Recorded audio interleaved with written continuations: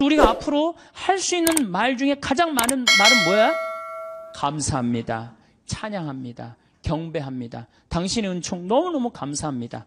그러다가 정 필요한 게 있으면은 그렇게 하다가 끝에 내가 요즘 우리 아들이 요새 고등학교 3학년이라 시험을 보는데 우리 아들 마음을 좀 차분하게 해주십시오, 주님. 시험 잘 보게 해달라는 것도 그것도 기복이죠. 시험 잘 본 거 지가 노력해야지 잘 보지 예수님이. 그래서 제가 가끔 성령 세미나 때 여기 앞에 앉아있는 분들한테 여러분들 여기 왜 나왔냐고 제가 물어봐요. 병 고치려고 나왔대요. 병 고치려면 산에 가야지 왜 성당에 와. 그러면 예수님이 눈 아플 때 눈 고쳐주고 배 아플 때 배 고쳐주고 다리 아플 때 다리 고쳐주고 아플 때마다 고쳐줘요? 아니죠? 예수님은 아플 때마다 고쳐주는 분이 아니에요. 건강은 내가 챙기는 거지 하느님이. 물론 은총으로 인간의 한계가 어쩔 수 없을 때 예수님이 은총을 주셔서 고쳐주실 때 있어요. 많아요. 그런 경우. 그런 경우 참 많습니다. 저 그런 경우 많이 봤고 다음 시간에 내가 그런 예만 또 이제 들을 거예요. 그런 예만 들을 건데 참 많아요. 그런데 그게 계속 이어져. 그 사람은 신앙인 아니에요. 그 사람은 신앙인일 수가 없어요. 진정한 신앙인은 그런 거조차도 하느님께 간구하지 않는 거예요. 알아서 해달라고. 당신이 알아서 해달라고. 예. 예수님이 마지막 골고타 언당에서 뭐라고 그러셨어요? 아버지 이 쓴 잔을 저에게서 거두어 주소서. 그러나 제 뜻대로 마시고 아버지 뜻대로 하소서. 근데 우리는 항상 하느님 뜻은 생각하지 않고 하느님의 뜻을 실천하려고 덤벼드는 게 아니고 하느님이 누구 뜻을 실천해야 돼? 내 뜻을 실천해야 돼. 성당에 왜 나왔다고요? 마음의 평화를 얻기 위해서? 아닙니다. 성당에는 하느님께 경배드리기 위해서, 하느님께 찬양드리기 위해서 나온 거예요. 그리고 그 다음은 내 영혼이 구원받기 위해서 나오는 거예요. 그림이라는 게요, 우리 신앙에 굉장한 도움을 줍니다. 제가 능평성당이라고 경기도 광주에 있는 성당인데 거기에 참 재미난 일이 있었어요. 그 능평성당에 그 관할 안에 미술관이 하나 있었어요. 미술관이 하나 있어갖고 초청장이 왔어요. 저는 굉장히 그런 거 가는 걸 좋아합니다. 갔는데 그 따삐라고 직조, 실로 이렇게 짜는 거 있죠. 그게 딱 하나 걸려 있는데 가시 그게 걸려 있는데 내 가슴이 막 두근두근 뛰는 거예요. 막 벌렁벌렁 거리고. 제가 예술품을 보고 또 언제 벌렁벌렁 거렸느냐면은 석굴암을 보고 벌렁벌렁 거렸어요. 석굴암에 계신 부처님. 정말로 기가 막힌 작품이에요. 그 1500년 작품이지만은 가슴이 막 벌렁벌렁 뛰는 거예요. 그 석가모니의 그 부처님의 그 인자한 눈, 편안한 몸. 아, 정말 우리나라 사람들 대단한 정말 예술을 갖고 있는 거예요. 내가 그 석가모니 안에, 석굴암 안에 있는 부처님을 보면서 진짜 가슴이 벌렁벌렁 거렸어요. 그리고 난 다음에 또 그 가시관을 보고 가슴이 벌렁벌렁 거렸어요. 그래서 이 작품 하시는 교수님이 홍익대학 송번수라는 교수님인데 내가 그 교수님한테 그랬어요. 나는 이 작품 보고 너무너무 가슴이 떴는데 당신의 이런 기가 막힌 작품을 내가 성당을 곧 질 텐데 내 성당에다가 하느님께 봉헌하고 싶다. 그리고 이제 1년 반이 지났어요. 1년 반이 지나고 난 다음에 성당이 이제 설계가 나왔을 때 설계와 동시에 갔어요. 내가 성당을 짓는데 교수님 작품을 걸고 싶다고 얘기를 하지 않았느냐. 이제 걸고 싶다. 그랬더니 교수님 깜짝 놀라는 거예요. 말만 했는 줄 알았더니 그때만 해도 제가 8, 9년 전이니까 참 지금도 젊지만 그때는 더 젊었죠. 예. 깜짝 아주 새파랗고 젊은 신부가 당돌하게 와갖고 이렇게 얘기를 하는데 근데 그 교수님이 좋다. 내가 신부님 성당에다 베네딕토 나하고 본명이 같아. 내가 성당에 봉헌하겠다. 근데 교수님 문제가 하나 있다. 무슨 문제가 있냐면 난 가난한 성당의 본당 신부이기 때문에 돈이 없다. 오로지 있는 건 마음밖에 없다. 근데 이분 작품이 어디에 지금 있냐면 LG 아트센터 가보셨어요? 거기에 있는 작품이 그분이 하신 거예요. 그 다음에 아산 그 삼성에서 하는 그 병원의 그 작품. 그러니까 그분이 한 번 작품하면 보통 20억, 30억짜리를 하세요. 작품을 한 번 하면. 난 아무것도 몰랐지. 그리고 그 가시가 무슨 작품이었느냐? 이 헝가리 부다페스트 천년제를 수도 설정 천년제를 기념해갖고 세계 따삐전에 대상 탄 작품이에요. 그러니까 내가 보는 눈이 있었던 거지. 전 심사위원이 5명이 심사위원인데 한 명도 이 컴플레인을 안 하고 만장일치로 된 작품이에요. 그 기가 막힌 작품이죠. 그 기가 막힌 교수님, 선생님 작품을 성전에다가 그 농사꾼 신부의 유럽에 가다 그 책에는 그 사진을 내가 넣어놨어요. 그 사진을 넣어놨는데 기가 막혀요. 그게 4m에 4m야. 1년 동안 짠 거예요. 1년 동안. 시를 4m, 4m면 이거보다 훨씬 크죠. 그 성당이, 내가 성당을 이렇게 조립식으로 성당을 이렇게 줬는데 그게 4억 들어갔는데 그 작품이 4억이 훨씬 넘어요. 그러니까 성당보다 작품값이 더 큰 거야. 근데 그분이 실값만 받고 그걸 봉헌해 준 거예요. 실값만. 대단하죠? 오로지. 그래갖고 이제 교수님하고 둘이서 작품이 완성됐을 때 그 앞에서 술을 먹고 둘이서 춤을 추고 노래했던 기억이 나요. 이 노래하고 춤추는 게 좋은 거예요. 그래서 그 머리 하얀 교수님하고 새파란 신부하고 정말로 제 인생의 큰 추억이에요. 아주 큰 추억이에요. 우리가 기도할 때 숨을 잘 쉬면서 기도해야 되거든요. 하느님이 인간을 창조하시고 뭐를 불어넣으셨다고 그래요?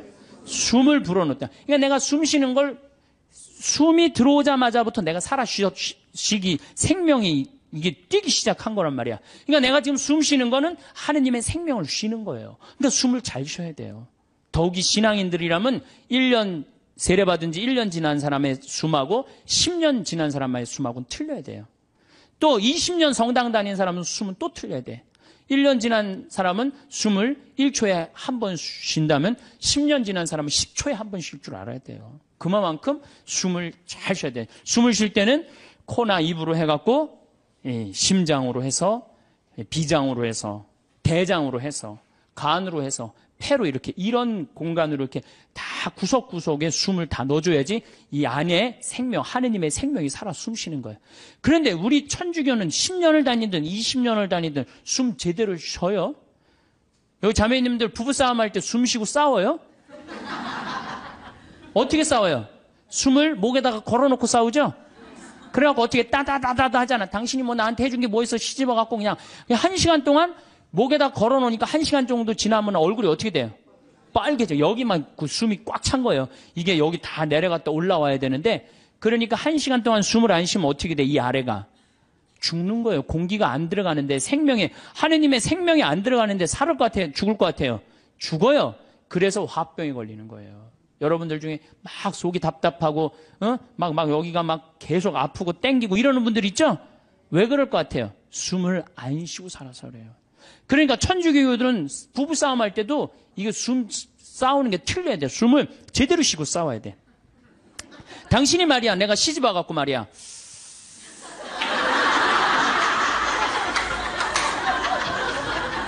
해준 게 뭐가 있어? 외식을 한번 시켜줬어? 여행을 한번 시켜줬어? 이 정도는 돼야지 도인이라고 그러는 거예요. 우리가 하느님을 찬양하기 위해서 춤과 노래를 통해서 하느님께 경배드리고 찬양할 수 있는 좋은 춤과 노래는 우리 신앙의 좋은 동반자라는 말씀을 드렸습니다. 그럼 우리는 춤도 안 추고 노래도 안 한단 말이에요. 그렇다면 우리는 정말로 자유기도는 잘합니까? 자유기도는 잘해요? 구역반 모임 때 제일 힘든 게 뭐예요? 그 자유기도 하면 그냥 서로 눈치 보고 그냥 서로 미루고 이거 할까 말까 그러다가 못하고 지나가는 경우도 굉장히 많아요. 우리 평창에 레지오 단원들 피정 많이 옵니다. 1박 2일 또 하루 피정 이렇게 많이 와요. 그러면은 이게 평창은 여기는 이렇게 날씨 변화를 많이 못 느끼지만 우리 이렇게 시골로 가면 갈수록 그날의 변화를 너무 많이 느껴요. 그래갖고 이제 날이 너무너무 좋아갖고 내가 이렇게 합니다. 하느님께서 이렇게 좋은 맑은 날을 주셔서 너무너무 감사하니까 우리 하느님께 우리 보편지향 기도를 하자고. 그래 내가 딱 제안을 했는데 보편지향 기도를 써놓지 않았다. 준비를 하지 않았다. 그럼 갑자기요. 찬물 끼얹어 놓은 것이 조용해져. 100명이 그냥. 기도하자고 그러는데 1분이 지나면요. 아무도 기도 안 합니다. 1분 지나고 나면 단장이 책임의식을 느낍니다. 이거 이렇게 해서는 안 되겠다. 신부님이 기도하지 않은데 책임의식을 느낀 단장이 어떻게 하느냐 하면은 부단장 옆구리를 찌릅니다. 네가 해라 이거지. 그럼 이 부단장이 단장이 시키면 해야 될 거 아니야. 근데 부단장은 어떻게 하냐면은 단장 손을 내칩니다. 왜 하필이면 나냐? 나보다 젊은 서기도 있는데 제시켜라 이거죠. 그러니까 레지오 단원이라고 그러면 기도쟁이 아니에요? 기도쟁이? 그렇죠? 그럼 기도를 잘해야 될 거 아니야. 그런데 자유기도 하나조차도 입을 열어 자신 있게 기도하지 못한다. 그게 무슨 신앙이에요? 제가 아까 얘기했죠? 성당에 왜 나옵니까? 왜 나오죠? 하느님을 경배하고 찬양하기 위해서 성당 나오는 거지, 내 마음의 평화를 얻기 위해서 나오면 완전히 정반대가 돼버려요. 아니 나 지금 마음 편안하게 미사 때 아무도 안 건드리고 좋은데 왜 날 찌르냐 이거야. 나 마음 평화롭게 좀 놔둬라 이거야. 나 마음의 평화를 찾고 싶은데 왜 날 찌르냐. 가만히 놔둬라. 이러면서 이게 그 평화가 깨지는 거죠. 그러니까 누구 위주야? 항상 나 위주예요. 하느님 위주가 아니고. 하느님께 기도하는 게 뭐 그렇게 어렵다고. 아무 말이나 하면 되는 걸. 근데 그 용기가 안 나는 거예요. 그나마 우리는 염경기도 우리 잘하는 거 있죠. 염경기도, 아침기도, 저녁기도, 삼종기도, 묵주기도. 내가 아주 사랑하고 좋아하는 신부님이 한 분 계세요. 이 신부님 이름이 이시구 끝자는 삼자예요. 삼자. 근데 이 신부님이 어렸을 때 성당은 다녔지만은 세례를 안 받았어요. 근데 고등학교 3학년 때 세례를 받으면서 갑자기 신부가 돼야 되겠다. 즉흥적으로 이제 생각을 한 거죠. 그래갖고 이제 신학교를, 원래는 세례 받은 지 3년이 지나야지 신학교를 들어갈 수 있거든요. 근데 이제 어렸을 때부터 성당을 다녀서 그런지 본당 신부님이 아주 백을 엄청나게 써갖고 신학교에 들어간 거예요. 어쨌든 뭐 신학교는 들어왔는데 신학교 오니까 당황스러운 게 너무 많더래요. 기도문도 다 제대로 못 외우지. 근데 다른 뭐 신학생들은 서울신학교 다녔는데 다른 신학생 너무너무 잘 외우더래. 제일 당황스러운 게 삼종기도래. 삼종기도. 보면 그냥 서서 그냥 주님의 천사가 마리아께 아뢰니 성령으로 잉태하셨나이다. 애들이 술술술 했는데 자기는 하나도 모르겠더래요. 그냥 맨날 입 다물고 있으니 얼마나 창피해. 내가 이걸 외워야 되겠다. 그래갖고 맨날 화장실 가서 외웠대요. 주님의 천사가 마리아께 아뢰니 성령으로 잉태하셨나이다. 주님의 종이 오니 그대로 저의 이의 말씀이 살 우리 가운데 막 이제 완벽하게 외웠대요. 그래갖고 이제 완벽하게 외워갖고 딱 하려고 했더니 갑자기 천상에 모여 기뻐하소서 알렐루야를 하더래요. 부활식이나 삼종기도가 바뀐 거야.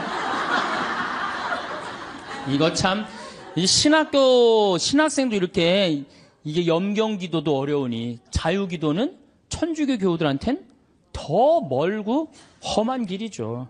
그러니까 입을 열어서 이게 우리가 자유기도도 못하는 거예요. 자유기도를 못할 양이면 우리 신앙의 성공조들이 한 시편이라도 좀 제대로 외워야 되는데, 시편 하나 마음속으로 외워갖고 답답할 때 그런 시편 하나도 성당에서 못한단 말이야. 시편 하나도. 그저 그냥 성당에 앉아갖고 이거 해주십시오, 저거 해주십시오, 이거 잘못했습니다, 다시는 안 그러겠습니다. 얼마나 이게 낮은 신앙의 영혼을 가지고 있는 건데요. 발전이 없잖아요. 시편 8편. 인간이 무엇이기에 이토록 기억해 주십니까? 사람이 무엇이기에 이토록 돌봐 주십니까? 얼마나 좋아요. 그럼 하나만 외워도 얼마나 좋아요. 그렇죠? 시편 16편. 하느님 저를 지켜줘서 당신께 피신합니다. 주님께 아뢰입니다. 당신은 저의 주님, 저의 행복, 당신밖에 없습니다. 막 세상 사람들 속색이고 그러면은 이런 거 한 편 외우면 얼마나. 당신의 행복, 주님께 피신함이 훨씬 낫다. 사람을 믿기보다 훨씬 낫다. 주님, 당신은 저의 행복입니다. 얼마나 좋아요. 시편 19편, 제가 제일 좋아하는 거예요. 하늘은 하느님의 영광을 이야기하고 창공은 그분 손에 솜씨를 알리네. 낮은 낮에게 말을 건네고 밤은 밤에게 지식을 전하네. 말도 없고 이야기도 없으며 그들 목소리조차 들리지 않지만 그 소리는 온 땅으로, 그 말은 누리 끝까지 퍼져나가네. 저는 이 시편을 왜 좋아하느냐면요, 제가 이렇게 자연 안에서 살면서 느끼는 게 뭐냐면 하느님의 소리 없어요. 그렇지만 그 기운이 온 누리에 퍼져 있는 걸 느껴요. 이게 하느님의 소리가 비록 소리도 없지만 이 온 세상으로 퍼져가는구나. 낮은 낮에게 말을 전하고 밤은 밤에게 지식을 전하고. 얼마나 좋은 시편이에요. 온누리에 하느님의 기운이 들어있고 그게 말로 한다고 여러분들 하느님을 느끼는 게 말로 들려요? 그냥 온몸으로 느끼는 거지 하느님의 존재가.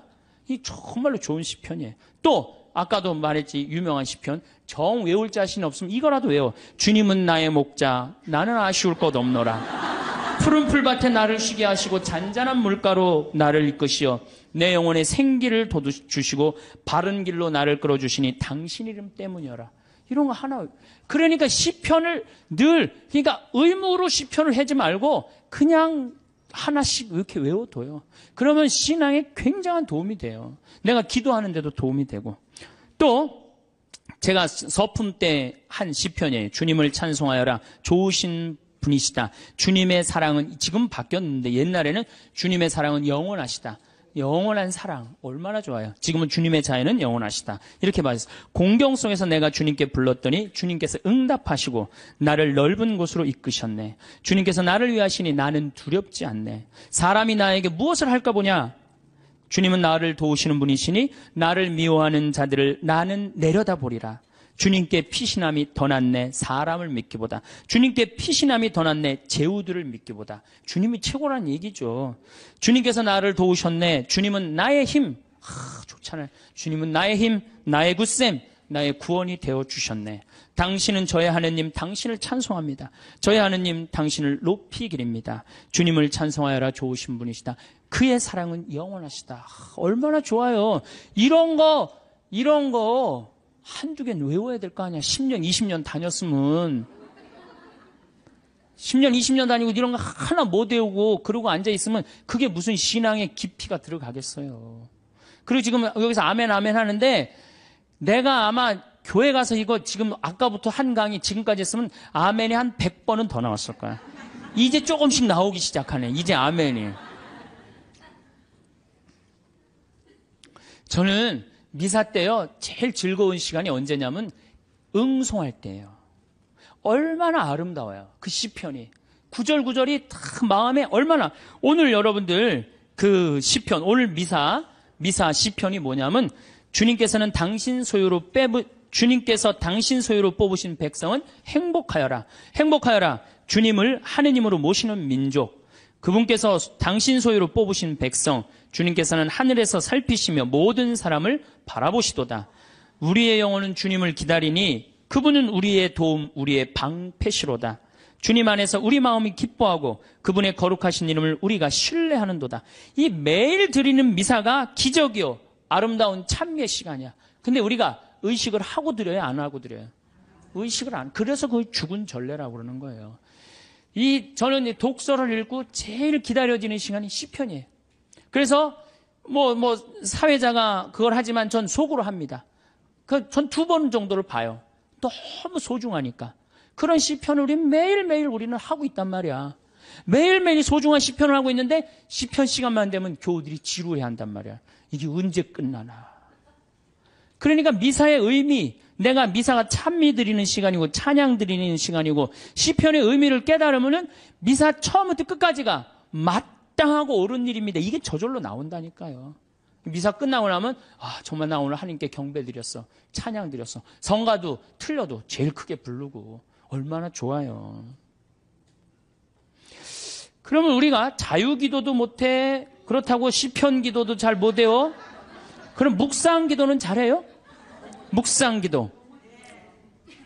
그래도 제일 잘할 수 있는 것 중에 하나가 묵상 기도예요. 천주교 교우들이 나도 이제 기도 좀 마음 잡고 한번 해봐야 되겠다. 그래서 성당에 가갖고 이제 마음 잡고 딱 조용한 깜깜한 데서 딱 앉아갖고 기도를 하기 시작했어. 주님, 오늘 아침부터 내가 잘못한 게, 우리는 무조건 잘못한 것부터 시작하죠. 예. 하느님께 감사하고 찬양하고 그 다음에 잘못한 걸 생각해야 되는데 우리는 성당에 앉자마자부터 뭐해? 아침부터 내가 누구 마음 상처 준 건 없나 이런 거 생각하고. 그러니까 찬양이 자꾸 밀리는 거야. 제일 먼저 기도는 뭐부터 해야 돼? 찬양부터 해. 하느님 아버지, 오늘 밥 세끼 먹게 해주셔서 감사합니다. 내가 당신 은총 속에서 살게 해주셔서 감사합니다. 이렇게 감사한데 내가 당신의 은혜 속에서 살면서도 그 은혜에 보답하지 못하는 부분들이 있습니다. 이렇게 해야 되는데 우린 무조건 내 잘못부터 일단 생각을 하는 거야. 어쨌든 그리고 이제 성당에 앉아갖고 다 묵상 기도를 무지하게 오래 했어. 하느님 생각도 좀 들어보고 내 얘기도 해보고. 그래갖고 그냥 무지하게 오래 했다고 생각하고 시계를 딱 봤는데 나는 1시간 했다고 생각했는데 시계 보니까 몇 분 지나? 10분도 안 지나는 경우가 허다해요. 그렇죠? 그냥 1시간 기도하라 그러면 1시간 기도를 어떻게 해야 되는지 모르는 경우들도 많아. 이게 묵상을 들어갈 수가 없는 거야. 불교에서는 선하잖아요. 이게 불교뿐만 아니라 모든 종교가 뭐예요? 숨 쉬는 게 가장 중요해요. 숨 쉬는 게. 근데 우리는 10년, 20년 성당 다니면 뭐해? 싸울 땐 목에다가 숨 걸어놓고 그냥 막 해대고 따다다다다다 하는데 이 세상은 넓은 수도원이에요. 여러분들은 돛 닦는 거예요. 저나 여러분들은 돛 닦는 거예요. 그래서 정말 하느님 20년, 30년 믿었으면은 그 정도 믿으면 완전히 이제 하느님과 하나가 돼갖고 숨도 정말로 잘 쉬어야죠. 그래서 옛날에 스님들은 산속에 짐승들 많아도 산속에 들어가도 하나도 안 위험했대요. 왜냐하면 정말로 도가 깊은 스님들은 1분에 한 번 숨 쉬었다는 거. 천천히. 그래서 내가 몸이 안 좋은데 이 숨을 느껴야 돼요. 내가 이렇게 저는 우리 교우들한테 이 기도를 평창에서 가르쳐 주는데 천천히 쉬면요 다 느껴져요. 간에, 위에, 폐에 정말로 생명이 하느님의 하느님의 생명이 다 공급되는구나 그런 걸 다 느껴요. 그러니까 스님들은 산에서 내가 오늘 밤에 참선을 해야 되겠다. 돌에서 탁 소하면 1분에 한 번씩 숨 쉬는 거야. 그럼 짐승들이 스님을 공격하다가 같이 숨을 맞추는 거야. 1분에 한 번씩 자기도 쉬는 거야. 새벽에 깨보면 다 죽어 있는 거야. 얘네들이 숨을 제대로 못 쉬어갖고. 그러니까 옛날에 스님들은 아무리 깊은 산 속에서도 위험하지가 않았다는 거예요. 그게 도로 가는 길이에요. 근데 우리는 뭐야? 우리는 춤도 안 춰, 노래도 안 해, 자유기도도 할 줄 몰라, 시편도 외울 줄 몰라, 그렇다고 묵상기도도 할 줄 몰라. 아니 성당에서 맨날 기도와 열심히 하라고 그러는데 도대체 어떻게 해야 되는 거야? 기도하는 방법을 알려줘야 될 거 아니야. 아니 고기 잡으려면 고기 잡는 법을 알려줘야 될 거 아니야. 생전 기도하는 법을 안 가르쳐줘요. 그리고 맨날 기도하라고 그래. 뭘 하라고 그러는지 몰라도 그냥 맨날 기도하시오. 어떻게 해라는 거야? 첫 번째 조건은 숨 쉬는 거예요. 모든 종교가 깊은 묵상, 명상으로 들어가기에 첫 번째 조건이 뭐예요? 숨을 쉬는 거예요. 그래서 여기 가장 쉬운 건 천천히 들이쉬고 참았다가 천천히 내뱉는 거예요. 그게 되면은 마음이 안정이 돼요. 그렇게 한 15분 정도 하고 나면은 그 다음에는 참 고요해져요. 고요해지면 그때는 하느님의 소리를 들을 수 있는 거예요.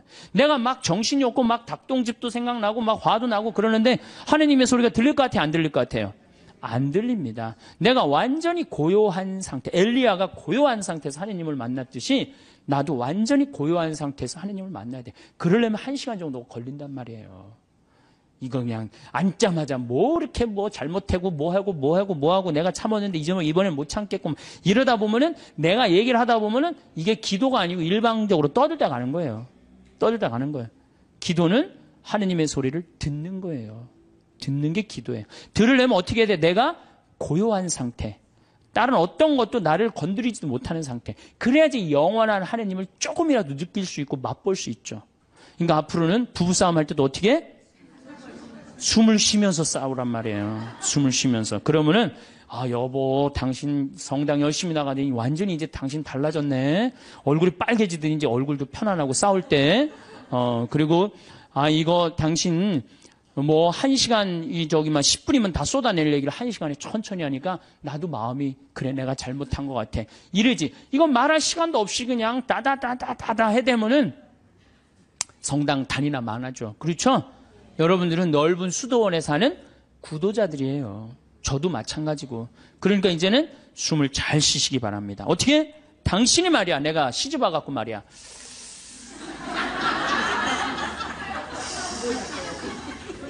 해준 게 뭐가 있어? 이러면은요, 부부싸움 100번 할 거요, 2번도 안 합니다. 자식한테 100번 싸울 거, 1번도 안 싸우게 돼요. 그래야지 마음에 평화가 오는 거예요. 평화는 저절로 찾아오는 게 아니에요. 수많은 과정 끝에, 맨 끝에 누가 기다리고 있어? 평화가 기다리고 있는 거예요. 평화가.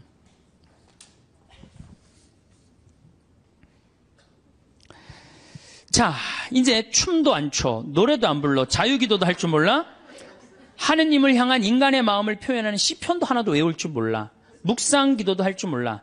이렇게 하면서 하느님을 믿고 신앙생활을 한다고 말하는 사람은 깜깜한 밤에 등불 없이 가는 거하고 똑같은 거예요. 우리 신앙의 인도자 등불은 누구야? 춤과 노래와 시야. 그러니까 여러분들 그걸 충분히 이용하세요. 물론 성서도 있고 성사도 있고 우리 천주교는 좋은 게 너무너무 많아요. 정말 굉장히 풍요로운 종교예요. 그런데 거기에 맞춰서 이게 성사와 성서가 살아 숨쉬려면 누구의 도움이 필요해? 춤과 예술이 필요하다는 얘기. 한마디로 쉽게 얘기하면은. 그래서 교회에서는 예술가들을 무시하면 안 돼요. 그림 그리는 사람, 춤추는 사람, 노래하는 사람, 시 쓰는 사람들 귀하게 여겨야 돼요. 그걸 귀하게 여기는 공동체만이 영적으로 드러높일 수가 있는 거예요.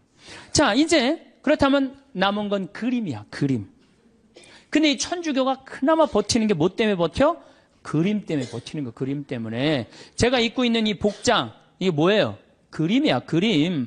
여러분들 신부님이 수단 입고 있는 거, 제의 입고 있는 거, 그림이에요, 그림 아니에요.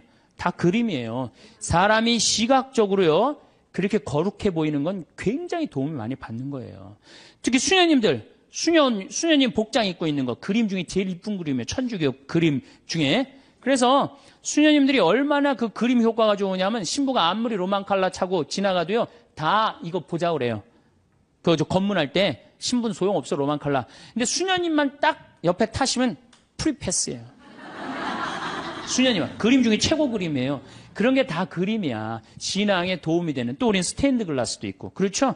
스테인드 글라스도 있고. 천주교가 그나마 그림 때문에 이게 영적인 거룩한 그 느낌을 많이 가질 수가 있는 거예요. 성당도 영적으로 그림, 예술적으로 얼마만큼 잘 짓느냐에 따라서 우리들이 알게 모르게 신앙에 도움이 굉장히 많은 거예요. 강당 들어가는 거하고 성당 들어가는 거 느낌이 어때요, 여러분들?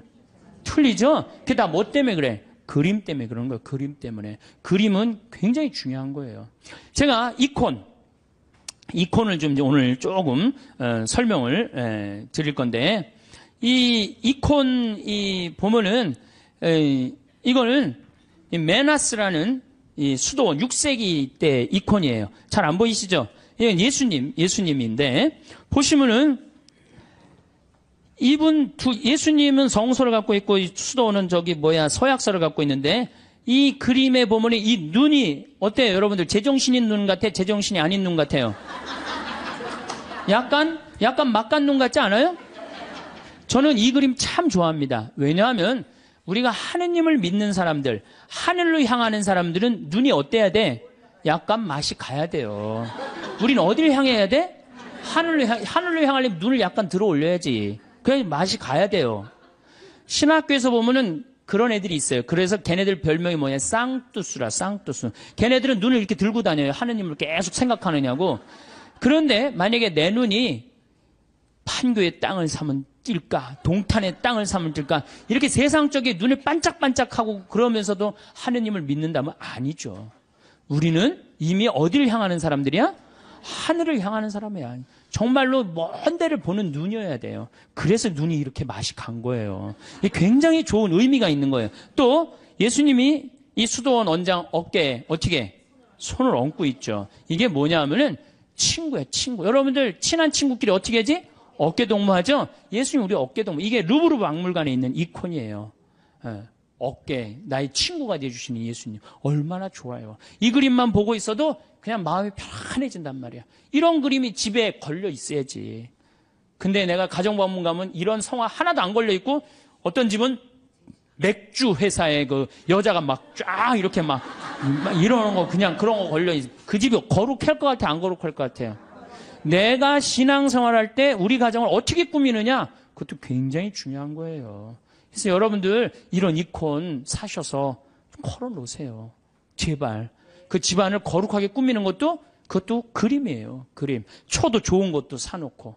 성모님도 이쁜 성모님 사놓고. 거기도 초 켜놓고. 이콘도 이게 집에, 이 정도 집에 벽에 걸어놔도 돼. 요즘 다 집들이 크더라고. 가정방문 다녀보니까. 얼마나 좋아요. 요거는 돌아온 탕자. 잘 안 보이시죠? 네, 평창에 오세요. 네, 평창에 오면은 이걸 놓고 기도하니까. 이거는 돌아온 탕자예요. 이건 람브란트라는 분의 이건 상테페테르부르크의 카잔 성당에 있는 이콘이에요. 여러분들 이 탕자, 예수님이 탕자 얘기를 했지만 저는 이 탕자가 참 나쁜 놈이라고 생각해요. 아버지가 살아있는데 재산 달라고 그랬잖아요. 그렇죠? 보통 재산은 언제 우리가 달라고 그러죠? 돌아가실 때 달라고 그랬는데 살아있을 때 달라고 그래. 살아있을 때 달라고 그러고 어떻게? 이걸 갖고 나가서 흥청망청 썼어요. 그리고 돌아올 때 왜 이 아들이 돌아와요? 배가 고파서 돌아옵니다. 뭐라 그래? 아버지 집에 먹을 거 많은데. 그리고 돌아오는 거예요. 그런데 이 아버지는 그런 아들이 돌아온 것 자체만 해도 좋아요, 안 좋아요? 좋았던 거예요. 그래서 맨발로 쫓아나와갖고 아들을 끌어안는데 이 아버지가 지금 장님이에요. 눈을 감고 있어요.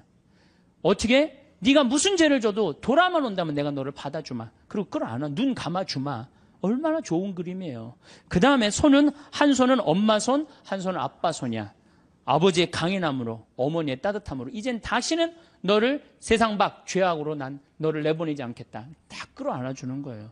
얼마나 이 품에 안겼을 때 얼마나 좋겠어요. 우리도 정말 세상 막 돌아다니다가 아버지 생각나고 돌아오면 아버지가 어떻게 해? 언제든지 이렇게 안아주시고 끌어안아주신단 말이야. 이 띠를 둘러서 죄 진 사람들, 다리는 신발 다 떨어져갖고 그런데도 이 아들을 받아들인단 말이야. 그랬더니 큰 아들이 막 화를 내고 어두움 속에서 있어. 여러분들 마음 안에 미움, 질투, 시기가 있다면 여러분은 항상 어디 속에서 살 것 같아요? 어둠 속, 기쁨으로 나올 수가 없어요. 기쁨으로 나올 수가 없어요. 그러니까 우리가 살아가면서 항상 기쁘게 살아야 돼. 기쁘게 살려면 누굴 미워하면은 미워하는 것도 습관이에요. 어떤 사람 보면 어떤 사람은 신학교 때도 어렸을 때 보면 주위 애들 막 욕했는데 아직도 만나도 욕해. 그 습관이에요, 습관. 근데 사람 안 미워하는 거 습관 들이면요, 세상 편안해요. 사람은 막, 누군 왜 저러냐, 누군 왜 저러냐, 그런 거 신경 안 쓰고 살면요, 세상 편안해요. 근데 큰 아들은 그걸 못했기 때문에 어둠 속에 있는 거예요, 어둠 속에. 여러분들 혹시 지금 어둠 속에 계신 분들 혹시 안 계세요? 빨리 빛으로 나오세요. 아버지의 빛으로. 이 그림만 봐도 우리가 기도할 수 있는 거예요. 이 그림만 봐도. 자, 그 다음에 이쪽 그림은 나의 왼편을 바라보시는 예수님이야. 왼편. 예. 이 왼편을 바라보시는 예수님, 이 그림도 전 참 좋아해요. 왜 좋아하냐면은 사람들은요, 항상 오른편을 좋아합니다. 잘생기고, 유명하고, 높고, 권력이 있고, 그런 거 좋죠? 여러분들 혹시 무슨 장관 알고 있다면, 나 그 사람 알아, 나 그 사람 밥 먹어서 무지하게 자랑하잖아요. 그렇죠? 유명한 사람 알고 있으면은, 그리고 멋있고 잘생긴 사람 좋아하게 돼 있어, 사람은 항상. 그런데 인간은 참 묘해요. 갑자기 그런 사람이 갑자기 흠이 하나 잡혔어. 그러면 그걸 핥히는 게 인간의 습성이에요. 끄집어내고. 아무도 나를 이해하지 못할 때 성당 앞에 가서 앉을 때 누가 나의 왼편을 바라봐줘요? 예수님만이 나의 더럽고 추악하고 정말로 드러내기 창피한 거를 예수님은 따뜻한 눈으로 바라봐 주신단 말이에요. 그러니 이 그림이 얼마나 좋은 그림이에요. 언제나 나의 단점을 얘기할 수 있는 그분. 얼마나 좋아요. 그림. 그래서 우리가 그림이 좋은 거예요. 이거는 내 발을 씻기신 예수님 얘기죠. 그렇죠? 예수님이고 베드로예요. 그런데 여러분들 발을 씻긴다. 뭐 우리가 전례적으로도 발 몇 번 씻겨보고 그랬죠? 그런 경험 있죠? 이스라엘에서 발을 씻긴다. 이건 종이 최고 밑으로 내려간 거예요. 얼마나 그 척박한 땅에 먼지가 얼마나 많아요. 그런데 베드로의 발을 씻긴다. 그런데 예수님의 얼굴이 베드로한테 안 가 있고 어디가 있냐면 베드로의 발에 입을 맞추고 있어요. 정말 예수님은 낮출 때까지 낮추고 계신 거예요. 그러니까 너무 감격한 베드로가 예수님을 끌어안죠. 자, 생각해 보세요. 내 친구가 돼서 어깨동무를 해주고 내가 잘못할 때 돌아오면은 끌어안아주고 눈 감아주고 나의 왼편을 바라봐 주시고 내 발을 씻겨주신 예수님. 이 예수님한테 우리가 할 일이 뭐가 있을까요? 감사드리고 찬양드려야지. 여기다 또 뭘 시켜? 우리 예수님 너무 시켜 먹는 거 아니에요? 이제 그만 시켜야 돼요. 여기 이제 예수님은 마지막에는 우리 인간을 위해서 어떻게 하셨어? 십자가에 당신의 목숨을 바치셨어요. 이 예수님께 우리가 경배드리지 않는다면, 우리가 이 예수님께 감사드리지 않는다면, 우리가 이 예수님께 찬양드리지 않는다면 우리가 무슨 신앙인이에요. 우리들은 성당에 나오는 이유가 마음의 평화를 얻기 위해서 나오는 거 아니에요. 이 받은 은혜가 너무 많은 예수님께 감사드리고 찬양드리기 위해서 나온 거예요. 여러분들, 이제는요, 여러분들이 예수를 사랑하시면 좋을 것 같아요. 예수를. 그래서 이제 성가도, 춤도, 노래도, 시도 열심히, 그림도 열심히 하는 그런 사람들이 될 때 우리가 하나님께 다가가는 거예요. 제가 우리 교우들한테 이런 이제 강의를 이제 한 지가 한 2달 정도, 2달 전부터 이런 강의를 제가 시작을 했어요. 왜 이런 강의를 제가 하기 시작을 했느냐면은 지금 이슬람교가 천주교를 앞질렀습니다. 이슬람교가 인구 면에 있어서 이슬람이 훨씬 많아요. 이슬람을 가만히 들여다보니까 철저해요. 신앙생활을 철저하게 해요. 신앙생활을.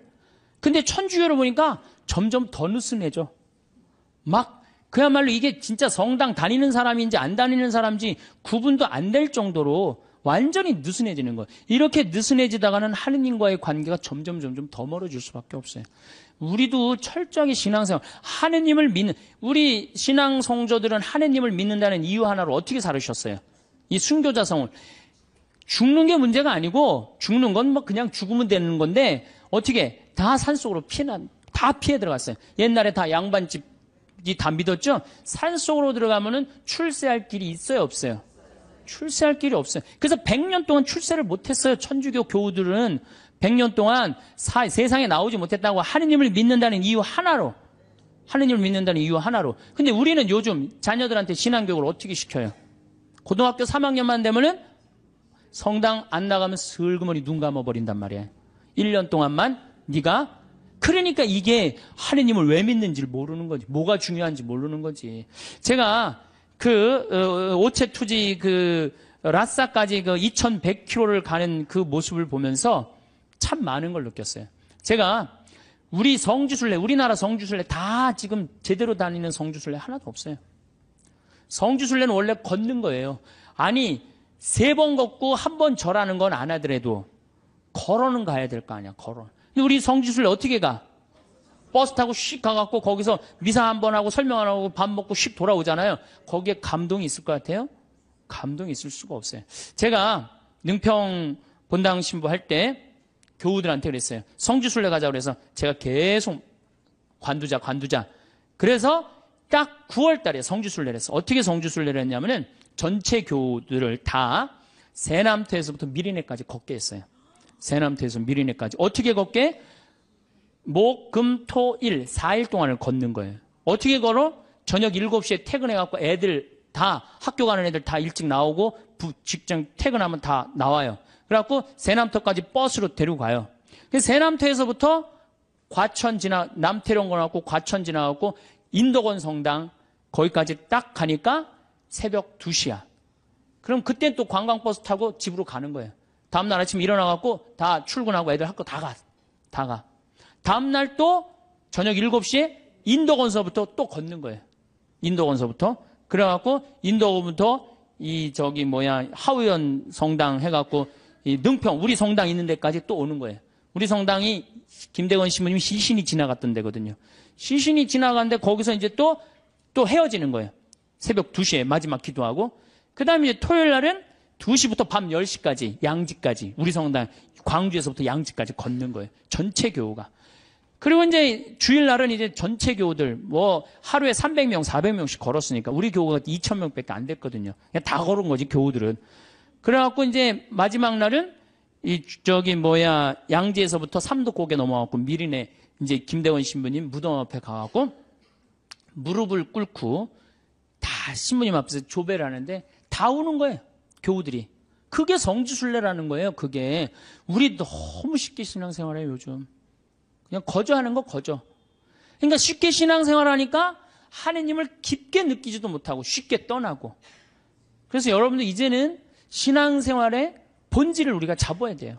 그건 너무너무 쉬워요. 천주교 요리문답 1조만 생각하면 돼. 사람이 무엇을 위하여 낳느냐? 천주를 알아 공경하고 자기의 구원을 위하여 낳느니라. 그래서 이제 천주님을 공경하는 데는 우리가 뭘 해야 돼? 찬양, 성가 부르고 춤춰드리고. 춤은 밤 10시에 성당 가서 이제 다 문 걸어 잠고 추세요. 예? 밤 10시에. 예. 그리고 성가도 그래요. 저는 성가를 혼자서 성당에서 1시간씩 부르는 걸 참 좋아해요. 그냥 내가 아는 노래 그냥 다 부르는 거예요. 성당에서. 뭐 요즘은 뭐 성당 교우들이 많이 와갖고 잘 부르지는 못하지만은 그래도 옛날에는 성가 1시간, 2시간 부르고 나면 그렇게 행복해요. 여러분들도 그렇게 성가 부르세요. 그리고 집에서도 불러 좀. 제발. 오늘 밤에 당장에 순교자 성월이니까 장하다, 순교자, 설아벌, 예터절에 저녁에 집에서 부르란 말이에요. 예? 그래야만이 내가 신앙이 뜨거워지는 거예요. 예. 그리고 막 성가 부르는데 막 밤 9시, 막 9시 반 막 너무 뜨거워. 그럼 바로 그 뜨거운 마음을 성당에 가갖고 제일 예쁜 옷을 입고 가갖고 딱 춤추고 딱 들어오란 말이야. 그러면은 하느님과의 관계가 제대로 형성이 되는 거예요. 그리고 여러분들 시편 기도 좀 하고 아침에 일어나고 그 시편 다 처음부터 끝까지 읽지 마시고 하나만 펴도 좋은 내용이 너무너무 많아요. 그냥 내 마음을 그대로 표현하는 시편들이 천재야. 150편까지 여러분들 보십시오. 아주 기가 막힙니다. 그러니까 시편 하나씩 읽고 얼마나 좋아요. 또 저녁에 주무실 때 어떻게 숨을 천천히 2번 들이쉬고 4번 내뱉고 다음에 4번 들이쉬고 8번 내뱉고 천천히 나눠서 그러니까 숨 한 번 쉴 때 1분 내지 2분 정도 천천히 그러면 내 마음이 온전히 고요해진단 말이에요. 그럴 때 마지막에 촛불 켜놓고 기도하고 주무신다면 여러분들이 정말 얼마나 행복하겠어요. 하느님과의 만남도 친숙해지고 그거 너무너무 쉽죠. 그 다음에 그림 이제 집에 가고 맥주 그 사진은 다 떼어버리고 이콘 이거 좀 비쌀 거예요. 뭐 한 2만 원, 3만 원 정도 될 거예요. 비싸지도 않지 사실은. 2만 원, 3만 원 하면은 그거 사다가 아이 방에도 하나 걸어주고 그 다음에 어디야 집에도 거실에도 하나 걸고 이렇게 여러분들이 집안을 거룩하게 가꾸고 신앙의 분위기로 완전히 돌려놓을 때 여러분들은 정말로 신앙인다운 예수님 보시기 이쁜 그런 신앙인이 될 수 있습니다. 시간이 지날수록 계속 만나야 하나를 고민하게 되는 사람이 있습니다. 친구니까 거리만 좀 두면 되지 않을까요? 물론 그런 사람도 있지만 아예 빨리 결단을 내려야 할 사람도 있습니다. 인간은 혼자서는 살아갈 수 없는 존재이지만 나에게 악영향을 미치는 사람과 억지로 관계를 이어나갈 필요는 없습니다. 모든 인연을 감수하려 하면 인생이 남루하고 괴롭습니다. 오랜 친구니까 무조건 참거나 받아들여라. 만난 시간이 중요한 게 아닙니다. 감당하기 어려운 인연은 적절히 손절하는 것이 좋습니다. 나중에 후회해봐야 뒤늦게 발견된 암세포와도 같습니다. 빠르게 잘라내야만 내가 살 수 있습니다. 우리는 인연을 맺음으로써 도움을 받기도 하지만 그에 못지않게 피해도 많이 당하는데 대부분의 피해는 진실 없는 사람에게 진실을 쏟아부은 대가로 받는 벌입니다. 어떤 인연을 만나고 맺느냐에 따라서 내 행복과 불행이 결정됩니다. 여러분 가까이 있는 사람들이 여러분 인생을 만듭니다. 인생을 살아보니 인연은 아름답기도 하고 감사하기도 하고 불편하기도 고통스럽기도 합니다. 나이 들수록 아름답고 감사한 인연들만 안고 가셔야 됩니다. 운명은 타고 나는 것이지만 팔자는 만들어가는 것입니다. 맞지 않는 인연의 끈을 놓지 못하고 끝까지 잡고 계시면 자기 팔자 자기가 꼬는 겁니다. 때문에 여러분의 방에 절대 아무나 들여서는 안 됩니다. 오늘 말씀드릴 유형의 사람은 오랜 친구라도 반드시 인연을 끊어야 되는 사람입니다. 그냥 평생 가까이 두지 않는 것이 낫다고까지 말씀드릴 수 있습니다. 영상을 끝까지 시청하셔서 더 이상 인간관계 때문에 나의 귀한 시간과 감정 낭비하지 않으셨으면 합니다. 첫 번째는 얻어먹기만 하는 사람입니다. 살다 보면 남에게 베풀 줄은 전혀 모르고 얻어먹기만 하는 사람들이 있습니다. 이런 사람들은 처음 한두 번은 내가 베풀 수 있어도 계속되면 온갖 정이 떨어지고 결국엔 질려버리고 맙니다. 상대가 좋은 차 탄다고, 돈 제일 많이 번다고 이유를 대며 계속 얻어먹습니다. 다른 사람이 잘 된 것이 자기 덕분인 양주인 행세하는 그 거지 근성은 어디에서 나온 것인지 참 궁금합니다. 권리도 아닌데 권리인 양 착각하는 사람들은 인격이 미성숙한 사람입니다. 받는 게 당연한 줄로만 알고 나중에 안 주면 오히려 역정을 냅니다. 호의가 계속되면 호구가 된다는 말이 딱 이런 사람들 상대로 맞는 말입니다. 그들을 자세히 살펴보면 평소 자기가 하고 싶은 것들은 모두 누리고 유독 사람을 만날 때만 돈이 없다고 말합니다. 친구의 양보만 원하니 어처구니가 없습니다. 이처럼 당연하게 얻어먹는 사람은 다른 사람이 이룬 성공은 함부로 폄하하면서 자기가 가진 것은 굉장히 귀하게 여기는 이기적인 사람입니다. 이런 친구 중 적지 않은 수는 내가 어려울 때 나 몰라라 할 가능성이 높습니다. 내 어려움을 안타까워하기보다 얻어먹을 대상 하나가 줄었다는 식입니다. 다만 내가 사면 상대도 반드시 사야 한다는 것이 아닙니다. 얻어먹기만 하려는 친구와 형편에 맞게 사려는 친구는 눈에 보입니다.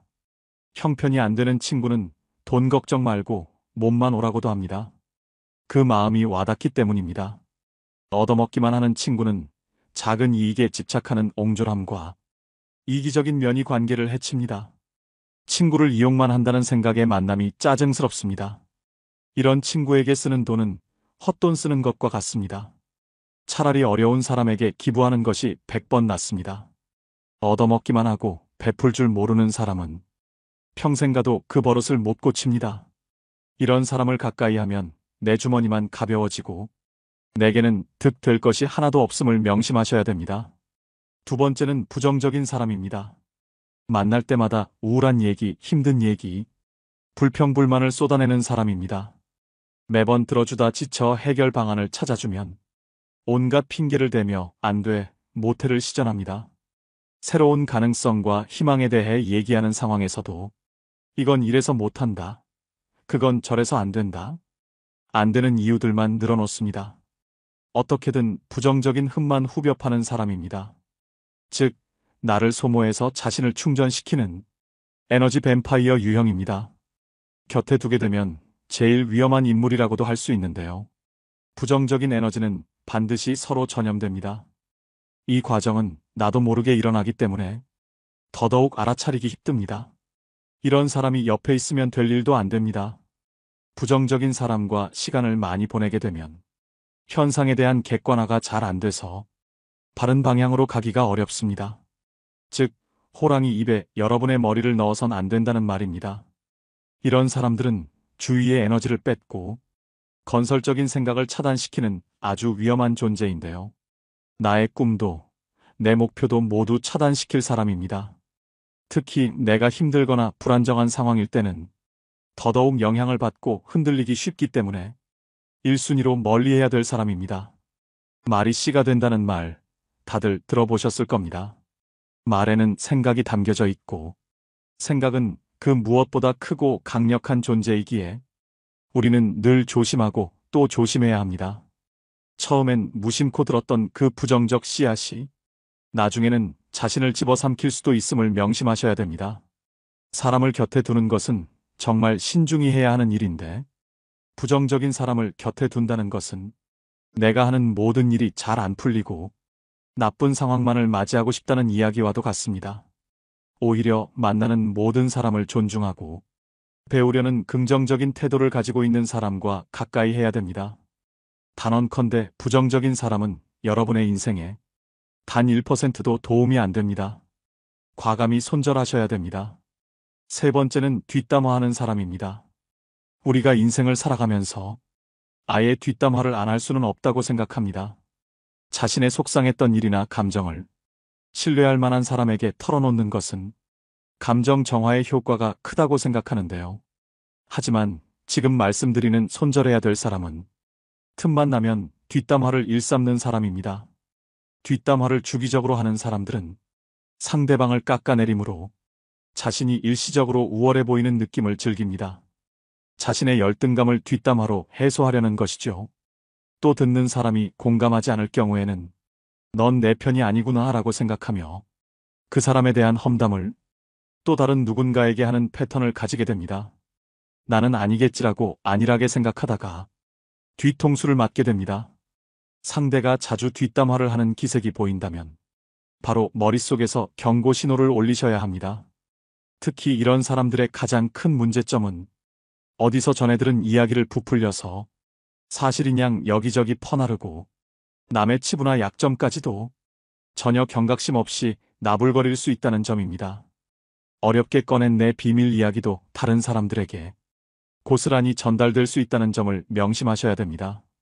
뒷담화 잘하는 친구가 있는 모임에 가보면 자신들의 이야기는 없고 남의 이야기로 시작해 남의 이야기로 끝이 납니다. 만남을 마치고 돌아가는 길에는 허무함만 들고 때로는 부정적인 감정에 사로잡히기도 하지요.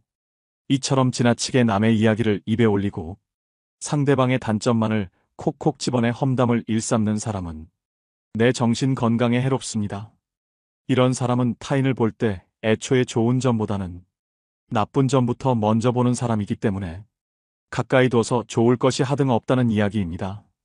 손절은 빠를수록 좋고 다들 아시겠지만 사람은 절대 바뀌지 않습니다. 관계를 개선하려는 노력 자체가 에너지 낭비입니다. 뒷담화를 일삼는 사람을 손절하는 것은 사람을 잃는 것이 아니라 내면의 평화를 챙기는 일임을 명심하셔야 됩니다. 네 번째는 가스라이팅을 일삼는 사람입니다. 뱀같이 교활하고 가스라이팅하는 사람을 잘못 만나면 인생 완전히 종치고 파탄납니다. 다른 유형의 사람들은 사람 자체가 악한 것은 아닐 수 있는데 이 유형의 사람들은 애초부터 타인을 조종하려는 악한 의도를 품고 있는 자들인데요. 가스라이터는 우리 일상생활에서 흔히 볼 수 있습니다. 너를 제일 잘 아는 사람은 나야. 다 널 생각해서 그러는 거야. 너 요즘 예민하다. 가스라이터들의 전형적인 화법입니다. 수많은 거짓말과 과장으로 자신에게 의지하게 만들고 다른 사람과의 관계를 끊게 합니다. 자기의 손바닥 위에 놓고 조종할 수 있는 만만한 사람을 호시탐탐 노립니다. 힘든 상황에 처한 사람들이 이들의 먹잇감이 되기 쉽습니다. 이들은 뱀처럼 교활한 속내를 지니고 있어서 본인의 이득을 위해서라면 타인이 어떻게 되든 전혀 상관하지 않고 자기 욕심과 이윤만을 채우기 위해 교묘하게 접근하는데요. 이런 악질인 가스라이터에게 휘둘리게 되면 결국 자기 자신을 믿지 못하게 되고 무능력하게 변하거나 의지가 사라집니다. 이럴수록 가스라이팅하는 사람에게 더욱 의지하게 되는 것이 문제입니다. 그렇기 때문에 이런 사람들은 잘 알아보시고 단칼에 잘라내셔야 합니다. 다섯 번째는 자기는 급이 다르다는 사람입니다. 오랜 친구의 경우 나이 들수록 사는 형편이 천차만별이 됩니다. 사회적 위치나 부에서 차이가 납니다. 동창 모임에 나가면 이런 차이는 확실히 체감됩니다. 어릴 적 순수했던 시절로 돌아가 이야기를 나누게 되지만 사실 너무 차이가 나면 불편한 것은 사실입니다. 사는 방식이 틀리다 보니 대화가 통하지 않기도 합니다. 이런 경우 친구를 존중하는 마음을 가진 사람들은 티를 내지 않으려고 노력합니다. 자신이 잘 사는 것에 대해 친구가 불편해할까봐, 혹시나 자신이 티 낼까봐 조심합니다. 반면 본인의 형편이 더 낫다고 친구를 깔보고 급을 나누는 사람이 있습니다. 심지어는 한참 즐겁게 대화하다가 이것 봐라라는 듯 친구의 행동을 어처구니 없다며 쳐다봅니다. 직장이었다면 나에게 이렇게 말하지 못한다. 직장에서의 직급을 친구 사이에서도 적용하나 봅니다. 친구를 마치 부하로 생각하는 듯한 언행을 하는 경우가 있습니다. 더 심한 건 그동안 몰랐지만 급을 나누고 있었다는 사실을 안 경우입니다. 예를 들어 친구를 자기 아래 급으로 여겨왔던 것처럼 한 계급 아래로 보는 말투, 난 너와 급이 다르다는 식으로 행동합니다. 한마디로 어디서 감히입니다. 이런 관계는 건강한 친구 관계라고 하기 어렵습니다. 어디 무서워서 쳐다보기라도 하겠습니까? 하루빨리 손절이 시급한 사람입니다. 이런 사람은 만날수록 스트레스만 받고 후회만 하게 됩니다. 여섯 번째는 전형적인 내로남불 유형인 사람입니다. 같은 상황 속에서도 나는 되고 너는 안 된다고 하는 사람들이 있습니다. 이런 사람 특징은 자기 자신에게는 한없이 관대하고 남에게는 옹졸해서 엄격한 잣대를 들이밀지요. 진정성숙하고 그릇이 넓은 사람이라면 이와는 반대로 적용합니다. 자기 자신은 엄격하게 돌아보고 다른 사람은 너그럽게 용서할 줄 알아야 합니다. 하지만 이런 내로남불 유형의 사람들은 남이 자기에게 하는 실수는 티끌만큼도 용납을 못하면서 자기가 저지른 잘못은 그럴 수도 있지라며 뻔뻔한 태도로 일관합니다. 또 이런 사람은 남에게 미안하다는 사과도 전혀 하지 않고 본인의 잘못을 인정할 줄도 모릅니다. 이런 사람을 두고 참으로 낯짝이 두껍다, 뻔뻔하다는 표현이 있는 것이겠죠. 그야말로 천상천하 유아독존의 제 잘난 맛에 사는 사람입니다. 애초에 자기를 향한 기준이 너무 관대하고 자기 객관화가 안 되는 사람이기 때문인데요.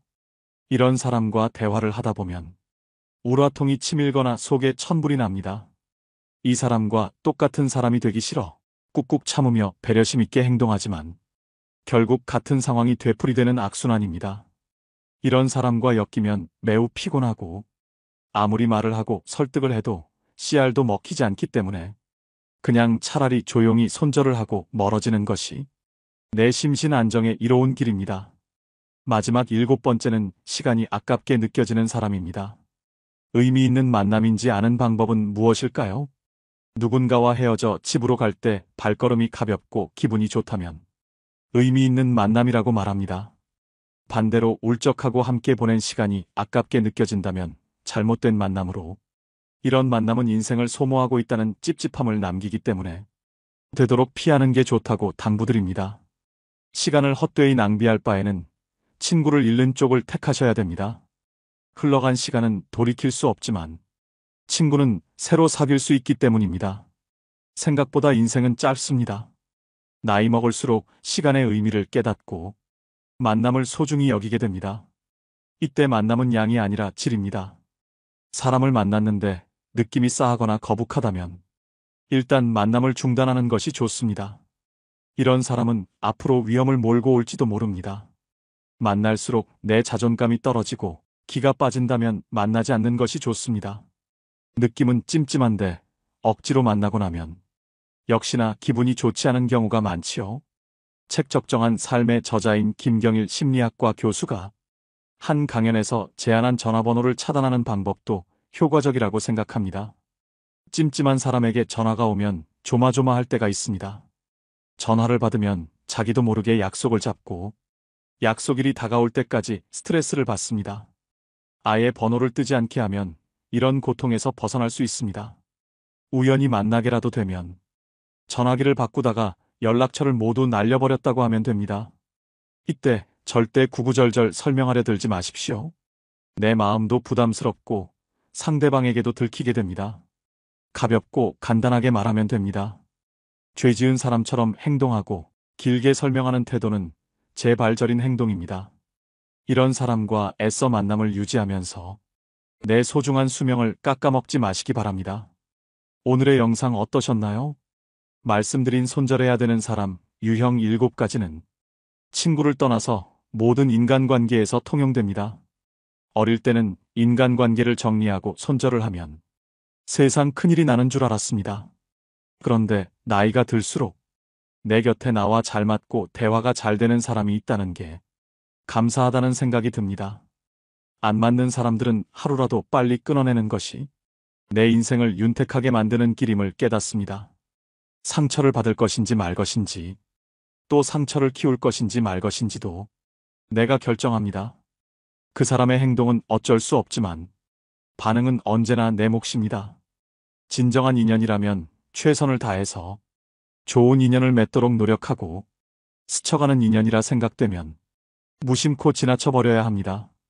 그것을 구분하지 못하고 만나는 모든 사람들과 헤프게 인연을 맺어놓으면 쓸만한 인연을 만나지 못하는 대신에 어설픈 인연만 만나게 되어 그들에 의해 삶이 침해되는 고통을 받아야 합니다.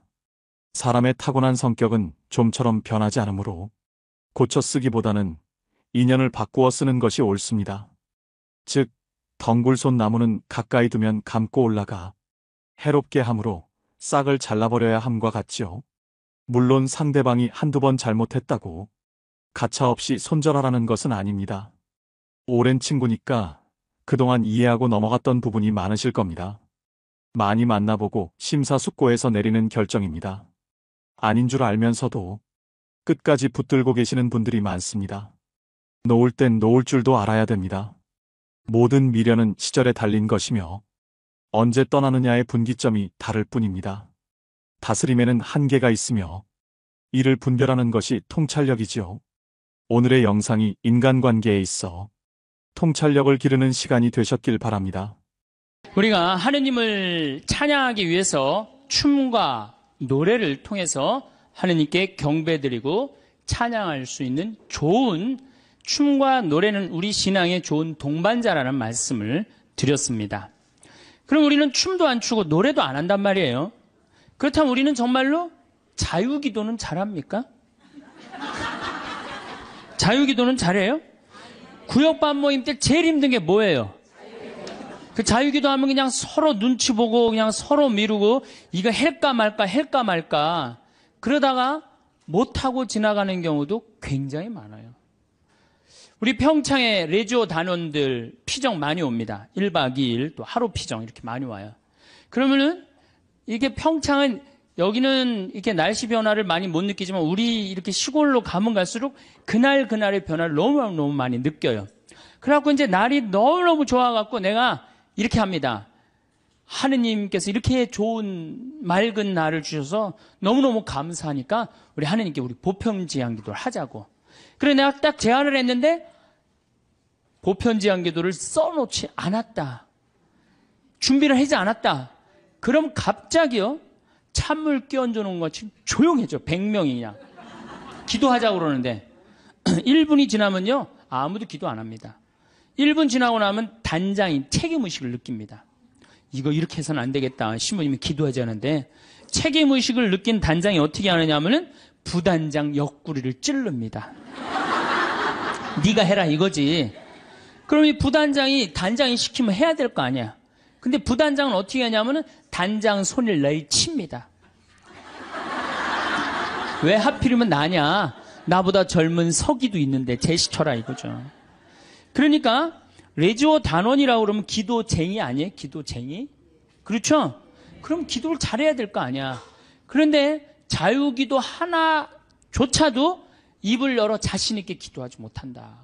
그게 무슨 신앙이에요? 제가 아까 얘기했죠? 성당에 왜 나옵니까? 왜 나오죠? 하느님을 경배하고 찬양하기 위해서 성당 나오는 거지 내 마음의 평화를 얻기 위해서 나오면 완전히 정반대가 돼버려요. 아니 나 지금 마음 편안하게 미사 때 아무도 안 건드리고 좋은데 왜 날 찌르냐 이거야. 나 마음 평화롭게 좀 놔둬라 이거야. 나 마음의 평화를 찾고 싶은데 왜 날 찌르냐. 가만히 놔둬라. 이러면서 이게 그 평화가 깨지는 거죠. 그러니까 누구 위주야? 항상 나 위주예요. 하느님 위주가 아니고. 하느님께 기도하는 게 뭐 그렇게 어렵다고.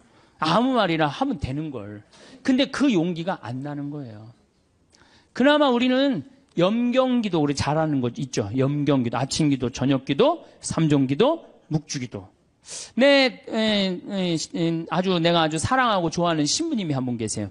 이 신부님 이름이 이시구 끝자는 삼자예요. 삼자.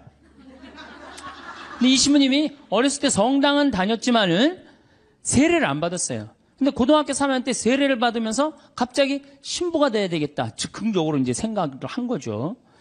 그래갖고 이제 신학교를 원래는 세례 받은 지 3년이 지나야지 신학교를 들어갈 수 있거든요. 근데 이제 어렸을 때부터 성당을 다녀서 그런지 본당 신부님이 아주 백을 엄청나게 써갖고 신학교에 들어간 거예요. 어쨌든 뭐 신학교는 들어왔는데 신학교 오니까 당황스러운 게 너무 많더래요. 기도문도 다 제대로 못 외우지. 근데 다른 뭐 신학생들은 서울신학교 다녔는데 다른 신학생 너무너무 잘 외우더래. 제일 당황스러운 게 삼종기도래. 삼종기도. 보면 그냥 서서 그냥 주님의 천사가 마리아께 아뢰니 성령으로 잉태하셨나이다. 애들이 술술술 했는데 자기는 하나도 모르겠더래요. 그냥 맨날 입 다물고 있으니 얼마나 창피해.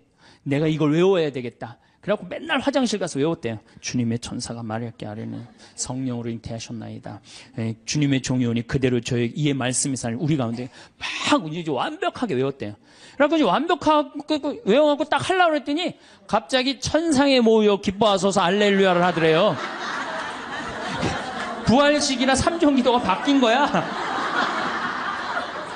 이거 참, 이 신학생도 이렇게 이게 염경기도도 어려우니 자유기도는 천주교 교우들한텐 더 멀고 험한 길이죠. 그러니까 입을 열어서 이게 우리가 자유기도도 못하는 거예요. 자유기도.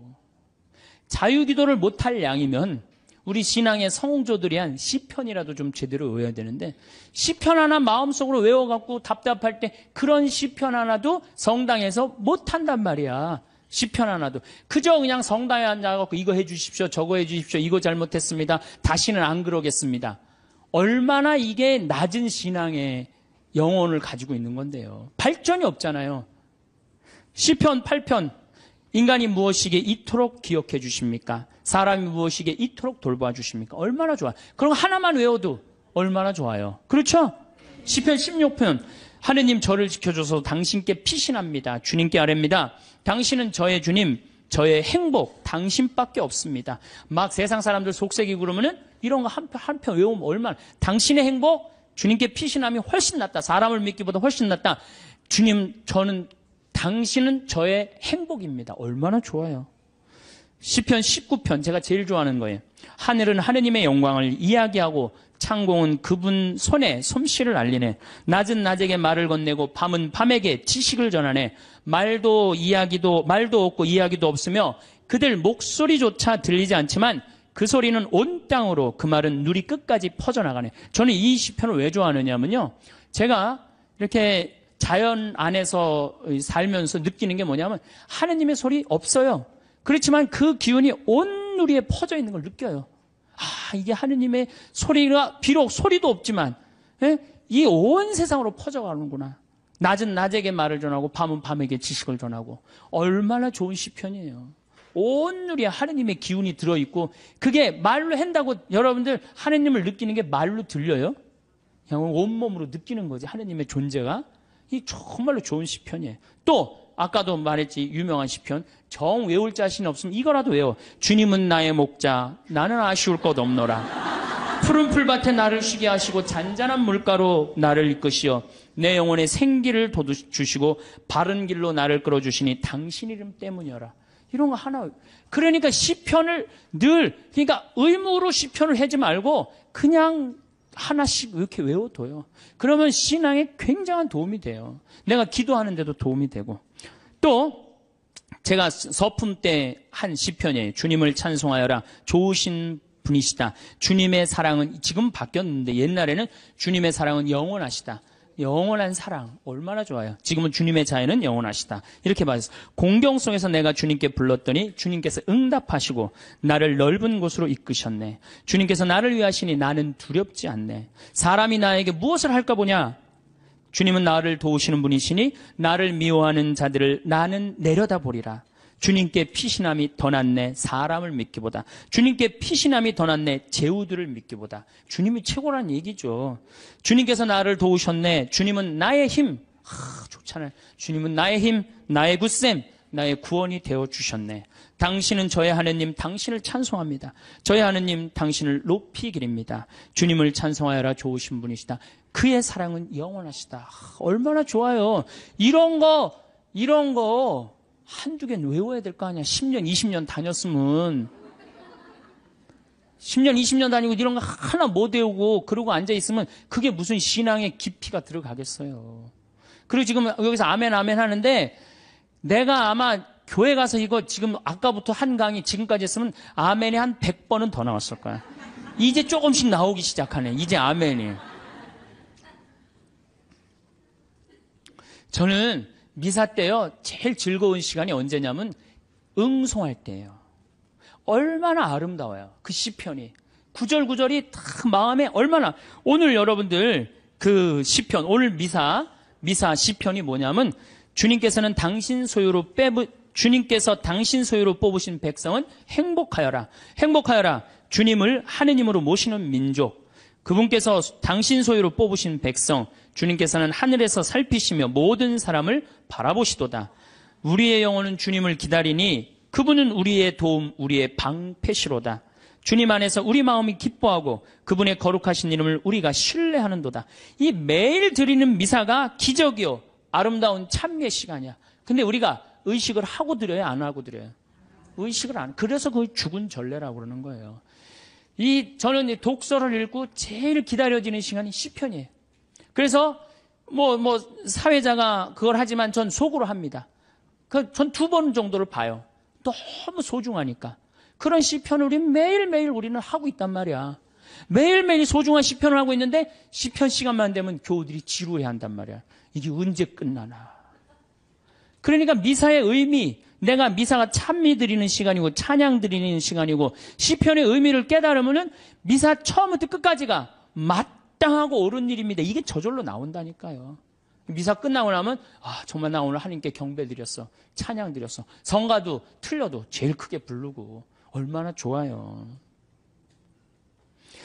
그러면 우리가 자유기도도 못해. 그렇다고 시편 기도도 잘 못해요. 그럼 묵상 기도는 잘해요? 묵상 기도. 그래도 제일 잘할 수 있는 것 중에 하나가 묵상 기도예요. 천주교 교우들이 나도 이제 기도 좀 마음 잡고 한번 해봐야 되겠다. 그래서 성당에 가갖고 이제 마음 잡고 탁 조용한 깜깜한 데서 딱 앉아갖고 기도를 하기 시작했어. 주님, 오늘 아침부터 내가 잘못한 게, 우리는 무조건 잘못한 것부터 시작하죠.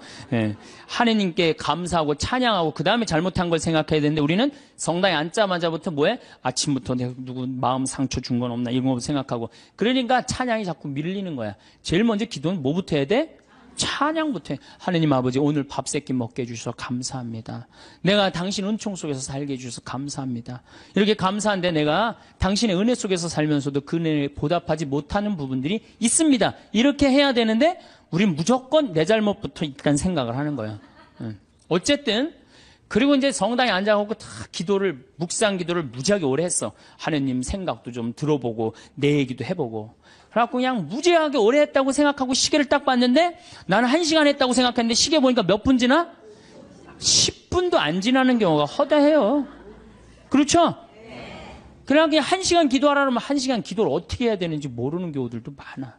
이게 묵상을 들어갈 수가 없는 거야. 불교에서는 선하잖아요. 이게 불교뿐만 아니라 모든 종교가 뭐예요? 숨 쉬는 게 가장 중요해요. 숨 쉬는 게. 근데 우리는 10년, 20년 성당 다니면 뭐해? 싸울 땐 목에다가 숨 걸어놓고 그냥 막 해대고 따다다다다다 하는데 이 세상은 넓은 수도원이에요. 여러분들은 돛 닦는 거예요. 저나 여러분들은 돛 닦는 거예요. 그래서 정말 하느님 20년, 30년 믿었으면은 그 정도 믿으면 완전히 이제 하느님과 하나가 돼갖고 숨도 정말로 잘 쉬어야죠. 그래서 옛날에 스님들은 산속에 짐승들 많아도 삶속에 들어가도 하나도 안 위험했대요. 왜냐하면 정말로 도가 깊은 스님들은 1분에 한 번 숨 쉬었다는 거. 천천히. 그래서 내가 몸이 안 좋은데 이 숨을 느껴야 돼요. 내가 이렇게 저는 우리 교우들한테 이 기도를 평창에서 가르쳐 주는데 천천히 쉬면요 다 느껴져요. 간에, 위에, 폐에 정말로 생명이 하느님의 하느님의 생명이 다 공급되는구나. 그런 걸 다 느껴요. 그러니까 스님들은 산에서 내가 오늘 밤에 참선을 해야 되겠다. 돌에서 탁 소하면 1분에 한 번씩 숨 쉬는 거야. 그럼 짐승들이 스님을 공격하다가 같이 숨을 맞추는 거야. 1분에 한 번씩 자기도 쉬는 거야. 새벽에 깨보면 다 죽어 있는 거야. 얘네들이 숨을 제대로 못 쉬어갖고. 그러니까 옛날에 스님들은 아무리 깊은 산 속에서도 위험하지가 않았다는 거예요. 그게 도로 가는 길이에요. 근데 우리는 뭐야? 우리는 춤도 안 춰, 노래도 안 해, 자유기도도 할 줄 몰라, 시편도 외울 줄 몰라, 그렇다고 묵상기도도 할 줄 몰라. 아니 성당에서 맨날 기도와 열심히 하라고 그러는데 도대체 어떻게 해야 되는 거야? 기도하는 방법을 알려줘야 될 거 아니야. 아니 고기 잡으려면 고기 잡는 법을 알려줘야 될 거 아니야. 생전 기도하는 법을 안 가르쳐줘요. 그리고 맨날 기도하라고 그래. 뭘 하라고 그러는지 몰라도 그냥 맨날 기도하시오 어떻게 해라는 거야? 첫 번째 조건은 숨 쉬는 거예요. 모든 종교가 깊은 묵상, 명상으로 들어가기에 첫 번째 조건이 뭐예요? 숨을 쉬는 거예요. 그래서 여기 가장 쉬운 건 천천히 들이쉬고 참았다가 천천히 내뱉는 거예요. 그게 되면은 마음이 안정이 돼요. 그렇게 한 15분 정도 하고 나면은 그 다음에는 참 고요해져요. 고요해지면 그때는 하느님의 소리를 들을 수 있는 거예요. 내가 막 정신이 없고 막 닭똥집도 생각나고 막 화도 나고 그러는데 하느님의 소리가 들릴 것 같아요? 안 들릴 것 같아요? 안 들립니다. 내가 완전히 고요한 상태, 엘리야가 고요한 상태에서 하느님을 만났듯이 나도 완전히 고요한 상태에서 하느님을 만나야 돼. 그러려면 1시간 정도 걸린단 말이에요. 이거 그냥 앉자마자 뭐 이렇게 뭐 잘못하고 뭐 하고 내가 참았는데 이번엔 못 참겠고 이러다 보면은 내가 얘기를 하다 보면은 이게 기도가 아니고 일방적으로 떠들다 가는 거예요. 떠들다 가는 거예요. 기도는 하느님의 소리를 듣는 거예요. 듣는 게 기도예요. 들으려면 어떻게 해야 돼? 내가 고요한 상태. 다른 어떤 것도 나를 건드리지도 못하는 상태. 그래야지 영원한 하느님을 조금이라도 느낄 수 있고 맛볼 수 있죠. 그러니까 앞으로는 부부싸움 할 때도 어떻게 해? 숨을 쉬면서 싸우란 말이에요. 숨을 쉬면서. 그러면은 여보 당신 성당 열심히 나가더니 완전히 이제 당신 달라졌네. 얼굴이 빨개지더니 이제 얼굴도 편안하고 싸울 때. 그리고 이거 당신 뭐 1시간 10분이면 다 쏟아낼 얘기를 1시간에 천천히 하니까 나도 마음이 그래 내가 잘못한 것 같아. 이러지. 이건 말할 시간도 없이 그냥 따다다다다다 해대면은 성당 단위나 많아져. 그렇죠? 여러분들은 넓은 수도원에 사는 구도자들이에요. 저도 마찬가지고. 그러니까 이제는 숨을 잘 쉬시기 바랍니다. 어떻게? 당신이 말이야. 내가 시집 와갖고 말이야.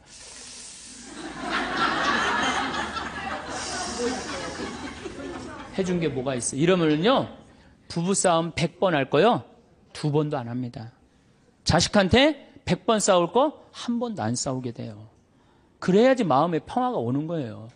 평화는 저절로 찾아오는 게 아니에요. 수많은 과정 끝에 맨 끝에 누가 기다리고 있어? 평화가 기다리고 있는 거예요. 평화가.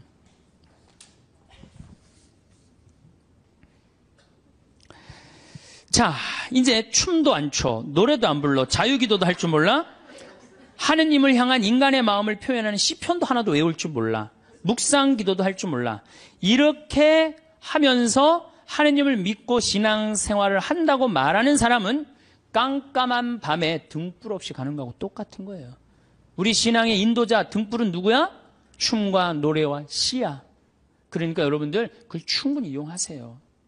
물론 성서도 있고 성사도 있고 우리 천주교는 좋은 게 너무너무 많아요. 정말 굉장히 풍요로운 종교예요. 그런데 거기에 맞춰서 이게 성사와 성서가 살아 숨쉬려면 누구의 도움이 필요해? 춤과 예술이 필요하다는 얘기. 한마디로 쉽게 얘기하면은. 그래서 교회에서는 예술가들을 무시하면 안 돼요. 그림 그리는 사람, 춤추는 사람, 노래하는 사람, 시 쓰는 사람들 귀하게 여겨야 돼요. 그걸 귀하게 여기는 공동체만이 영적으로 드러높일 수가 있는 거예요. 자, 이제 그렇다면 남은 건 그림이야, 그림. 근데 이 천주교가 그나마 버티는 게 뭐 때문에 버텨? 그림 때문에 버티는 거, 그림 때문에. 제가 입고 있는 이 복장, 이게 뭐예요? 그림이야, 그림. 여러분들 신부님이 수단 입고 있는 거, 제의 입고 있는 거, 그림이에요, 그림 아니에요. 다 그림이에요. 사람이 시각적으로요, 그렇게 거룩해 보이는 건 굉장히 도움을 많이 받는 거예요. 특히 수녀님들, 수녀님 복장 입고 있는 거, 그림 중에 제일 이쁜 그림이에요. 천주교 그림 중에. 그래서 수녀님들이 얼마나 그 그림 효과가 좋으냐면 신부가 아무리 로만 칼라 차고 지나가도요, 다 이거 보자 그래요. 검문할 때 신부는 소용없어, 로만 칼라. 근데 수녀님만 딱 옆에 타시면 프리패스예요. 수녀님, 그림 중에 최고 그림이에요.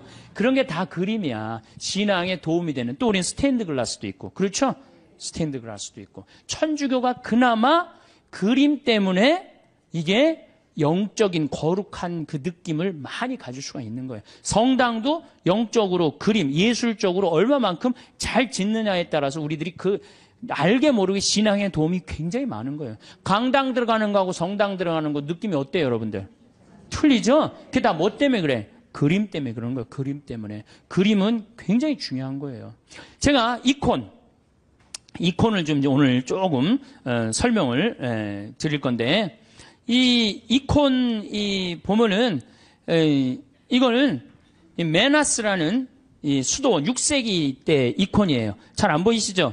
이건 예수님인데 보시면은 예수님은 성소를 갖고 있고 수도원은 서약서를 갖고 있는데 이 그림에 보면 이 눈이 어때요, 여러분들? 제정신인 눈 같아? 제정신이 아닌 눈 같아요? 약간 막간 눈 같지 않아요? 저는 이 그림 참 좋아합니다. 왜냐하면 우리가 하느님을 믿는 사람들, 하늘로 향하는 사람들은 눈이 어때야 돼? 약간 맛이 가야 돼요. 우린 어디를 향해야 돼? 하늘로 향하려면 눈을 약간 들어 올려야지. 그래야 맛이 가야 돼요. 신학교에서 보면은 그런 애들이 있어요. 그래서 걔네들 별명이 뭐냐? 쌍뚜스라, 쌍뚜스. 걔네들은 눈을 이렇게 들고 다녀요. 하느님을 계속 생각하느냐고. 그런데 만약에 내 눈이 판교의 땅을 사면 찔까? 동탄의 땅을 사면 찔까? 이렇게 세상적인 눈을 반짝반짝하고 그러면서도 하느님을 믿는다면 아니죠. 우리는 이미 어디를 향하는 사람들이야? 하늘을 향하는 사람이야. 정말로 먼 데를 보는 눈이어야 돼요. 그래서 눈이 이렇게 맛이 간 거예요. 이게 굉장히 좋은 의미가 있는 거예요. 또 예수님이 이 수도원 원장 어깨에 어떻게 손을 얹고 있죠. 이게 뭐냐 하면은 친구야, 친구. 여러분들 친한 친구끼리 어떻게 하지? 어깨 동무하죠? 예수님 우리 어깨 동무. 이게 루브르 박물관에 있는 이콘이에요. 어깨, 나의 친구가 되어주시는 예수님. 얼마나 좋아요. 이 그림만 보고 있어도 그냥 마음이 편안해진단 말이야. 이런 그림이 집에 걸려 있어야지. 근데 내가 가정방문 가면 이런 성화 하나도 안 걸려 있고 어떤 집은 맥주 회사에 그 여자가 막 쫙 이렇게 막 이러는 거 그냥 그런 거 걸려 있어. 그 집이 거룩할 것 같아? 안 거룩할 것 같아요? 내가 신앙생활할 때 우리 가정을 어떻게 꾸미느냐? 그것도 굉장히 중요한 거예요. 그래서 여러분들 이런 이콘 사셔서 걸어놓으세요. 제발. 그 집안을 거룩하게 꾸미는 것도 그것도 그림이에요. 그림. 초도 좋은 것도 사놓고 성모님도 이쁜 성모님 사놓고 거기도 초 켜놓고 이콘도 이게 집에 이 정도 집에 벽에 걸어놔도 돼. 요즘 다 집들이 크더라고. 가정방문 다녀보니까. 얼마나 좋아요. 요거는 돌아온 탕자. 잘 안 보이시죠? 네, 평창에 오세요. 네, 평창에 오면은 이걸 놓고 기도하니까. 이거는 돌아온 탕자예요. 이건 람브란트라는 분의 이건 상테페테르부르크의 카잔 성당에 있는 이콘이에요. 여러분들이 탕자, 예수님이 탕자 얘기를 했지만 저는 이 탕자가 참 나쁜 놈이라고 생각해요. 아버지가 살아있는데 재산 달라고 그랬잖아요. 그렇죠? 보통 재산은 언제 우리가 달라고 그러죠? 돌아가실 때 달라고 그러는데 살아있을 때 달라고 그래.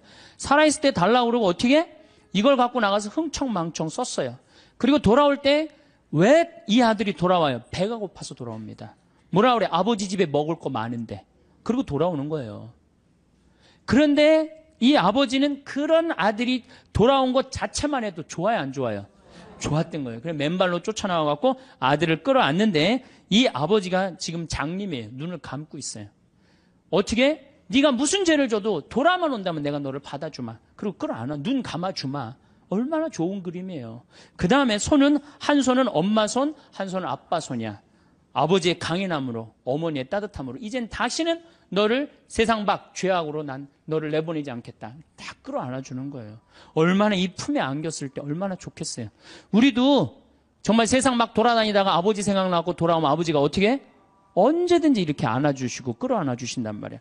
이 띠를 뚫어서 죄 진 사람들, 다리는 신발 다 떨어져갖고 그런데도 이 아들을 받아들인단 말이야. 그랬더니 큰아들이 막 화를 내고 어두움 속에서 있어. 여러분들 마음 안에 미움, 질투, 시기가 있다면 여러분은 항상 어디 속에서 살 것 같아요? 어둠 속, 기쁨으로 나올 수가 없어요. 기쁨으로 나올 수가 없어요. 그러니까 우리가 살아가면서 항상 기쁘게 살아야 돼. 기쁘게 살려면 누굴 미워하면은 미워하는 것도 습관이에요. 어떤 사람 보면 어떤 사람은 신학교 때도 어렸을 때 보면 주위 애들 막 욕했는데 아직도 만나도 욕해. 그 습관이에요, 습관. 근데 사람 안 미워하는 거 습관 들이면요, 세상 편안해요. 사람은 막, 누군 왜 저러냐, 누군 왜 저러냐, 그런 거 신경 안 쓰고 살면요, 세상 편안해요. 근데 큰 아들은 그걸 못했기 때문에 어둠 속에 있는 거예요, 어둠 속에. 여러분도 혹시 지금 어둠 속에 계신 분들 혹시 안 계세요? 빨리 빛으로 나오세요. 아버지의 빛으로. 이 그림만 봐도 우리가 기도할 수 있는 거예요. 이 그림만 봐도. 자, 그 다음에 이쪽 그림은 나의 왼편을 바라보시는 예수님이야. 왼편. 예. 이 왼편을 바라보시는 예수님, 이 그림도 전 참 좋아해요. 왜 좋아하냐면은 사람들은요, 항상 오른편을 좋아합니다. 잘생기고, 유명하고, 높고, 권력이 있고, 그런 거 좋죠? 여러분들 혹시 무슨 장관 알고 있다면, 나 그 사람 알아, 나 그 사람 밥 먹어서 무지하게 자랑하잖아요. 그렇죠? 유명한 사람 알고 있으면은, 그리고 멋있고 잘생긴 사람 좋아하게 돼 있어, 사람은 항상. 그런데 인간은 참 묘해요. 갑자기 그런 사람이 갑자기 흠이 하나 잡혔어. 그러면 그걸 핥히는 게 인간의 습성이에요. 끄집어내고. 아무도 나를 이해하지 못할 때 성당 앞에 가서 앉을 때 누가 나의 왼편을 바라봐줘요? 예수님만이 나의 더럽고 추악하고 정말로 드러내기 창피한 거를 예수님은 따뜻한 눈으로 바라봐 주신단 말이에요. 그러니 이 그림이 얼마나 좋은 그림이에요. 언제나 나의 단점을 얘기할 수 있는 그분. 얼마나 좋아요. 그림. 그래서 우리가 그림이 좋은 거예요. 이거는 내 발을 씻기신 예수님 얘기죠. 그렇죠? 예수님이고 베드로예요. 그런데 여러분들 발을 씻긴다. 뭐 우리가 전례적으로도 발 몇 번 씻겨보고 그랬죠? 그런 경험 있죠? 이스라엘에서 발을 씻긴다. 이건 종이 최고 밑으로 내려간 거예요. 얼마나 그 척박한 땅에 먼지가 얼마나 많아요. 그런데 베드로의 발을 씻긴다. 그런데 예수님의 얼굴이 베드로한테 안 가 있고 어디가 있느냐면 베드로의 발에 입을 맞추고 있어요. 정말 예수님은 낮출 때까지 낮추고 계신 거예요. 그러니까 너무 감격한 베드로가 예수님을 끌어안죠. 자, 생각해 보세요. 내 친구가 돼서 어깨 동무를 해주고 내가 잘못할 때 돌아오면은 끌어안아주고 눈 감아주고 나의 왼편을 바라봐 주시고 내 발을 씻겨주신 예수님. 이 예수님한테 우리가 할 일이 뭐가 있을까요? 감사드리고 찬양 드려야지. 여기다 또 뭘 시켜? 우리 예수님 너무 시켜 먹는 거 아니에요? 이제 그만 시켜야 돼요. 여기 이제 예수님은 마지막에는 우리 인간을 위해서 어떻게 하셨어? 십자가에 당신의 목숨을 바치셨어요. 이 예수님께 우리가 경배드리지 않는다면, 우리가 이 예수님께 감사드리지 않는다면, 우리가 이 예수님께 찬양드리지 않는다면 우리가 무슨 신앙인이에요. 우리들은 성당에 나오는 이유가 마음의 평화를 얻기 위해서 나오는 거 아니에요.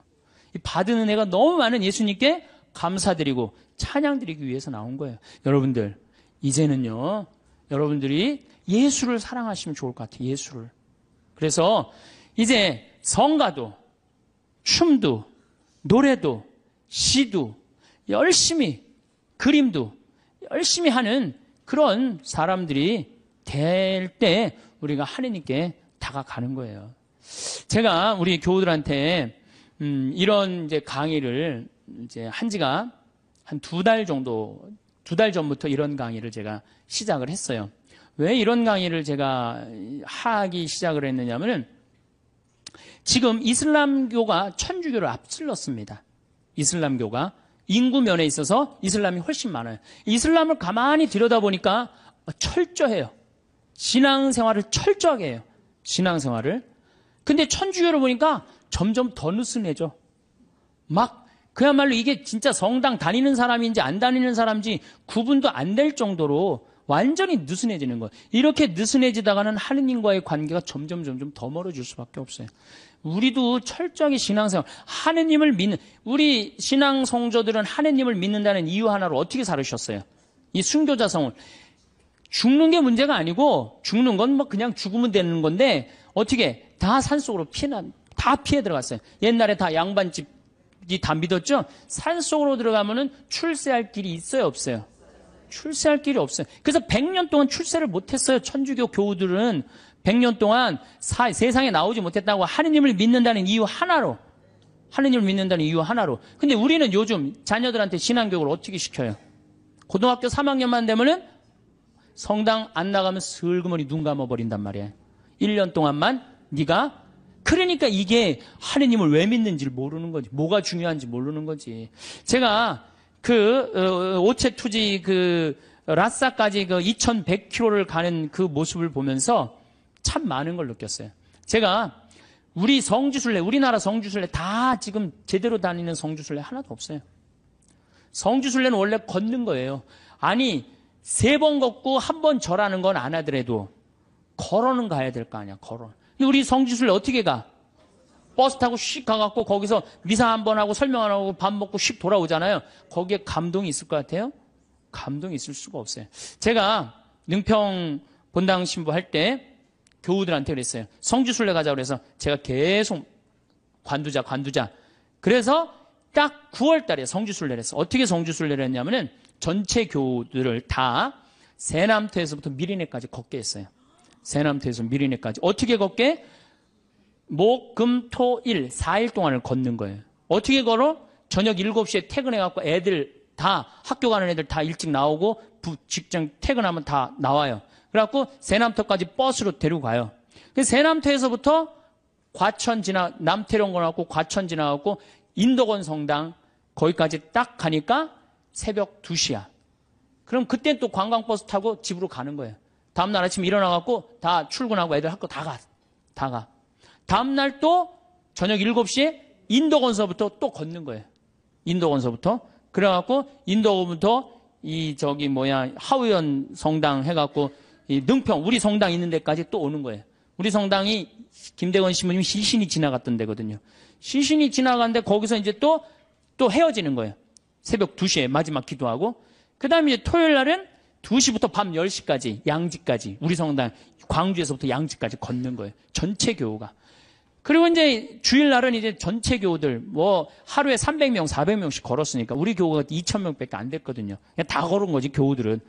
그래갖고 이제 마지막 날은 양지에서부터 삼도고개 넘어가고 미린에 이제 김대원 신부님 무덤 앞에 가갖고 무릎을 꿇고 다 신부님 앞에서 조배를 하는데 다 우는 거예요.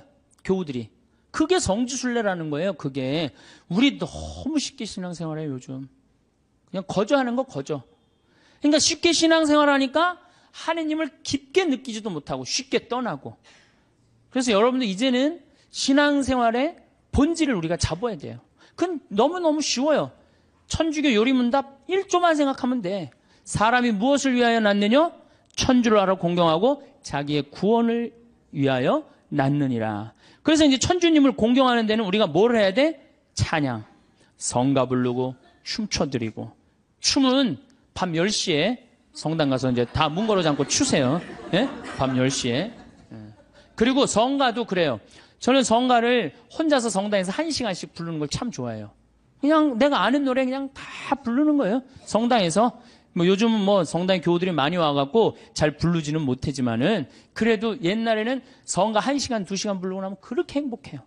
여러분들도 그렇게 성가 부르세요. 그리고 집에서도 불러 좀. 제발. 오늘 밤에 당장에 순교자 성월이니까 장하다, 순교자, 설화벌, 예터절에 저녁에 집에서 부르란 말이에요. 예? 그래야만이 내가 신앙이 뜨거워지는 거예요. 예. 그리고 막 성가 부르는데 막 밤 9시, 막 9시 반 막 너무 뜨거워. 그럼 바로 그 뜨거운 마음을 성당에 가갖고 제일 예쁜 옷을 입고 가갖고 딱 춤추고 딱 들어오란 말이야. 그러면은 하느님과의 관계가 제대로 형성이 되는 거예요. 그리고 여러분들 시편 기도 좀 하고.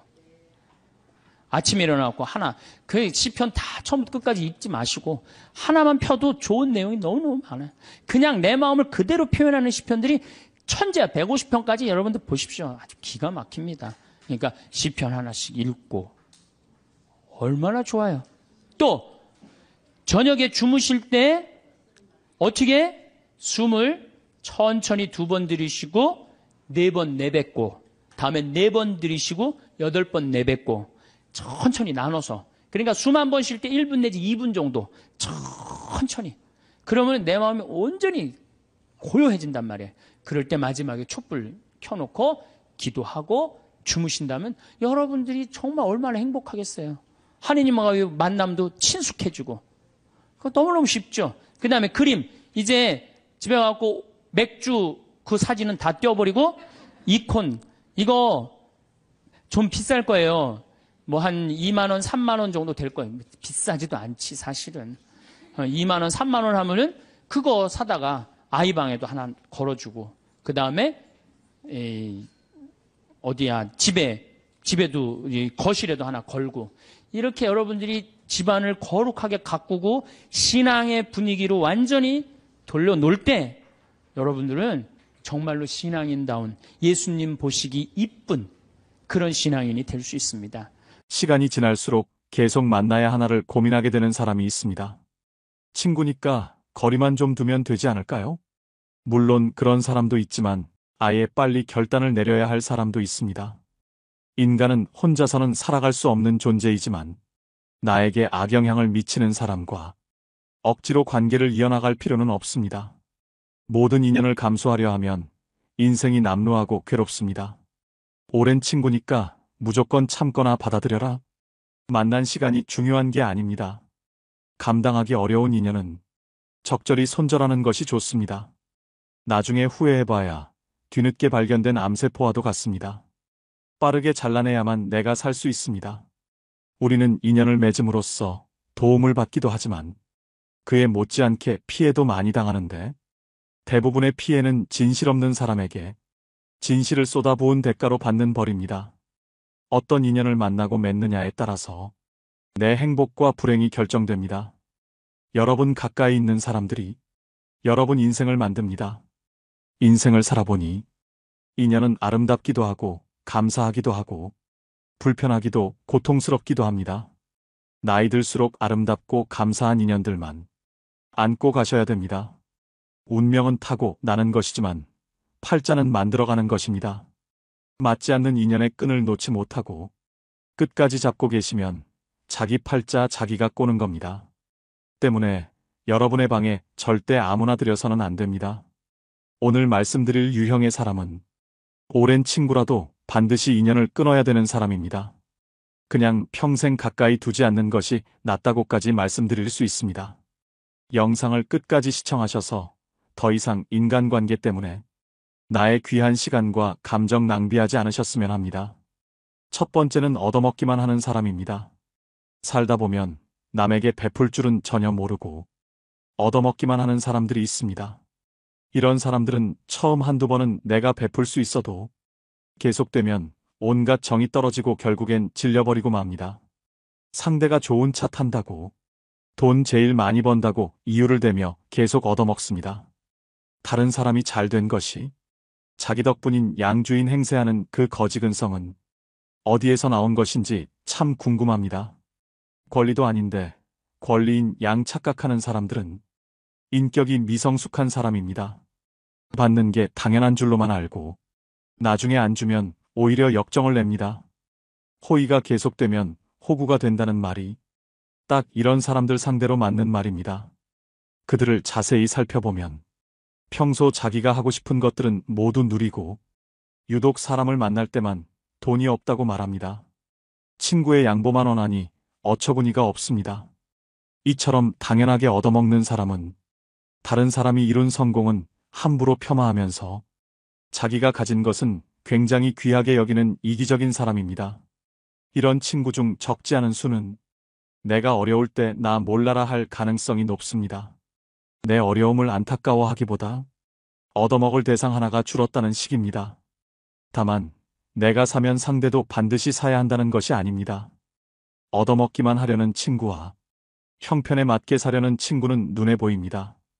형편이 안 되는 친구는 돈 걱정 말고 몸만 오라고도 합니다.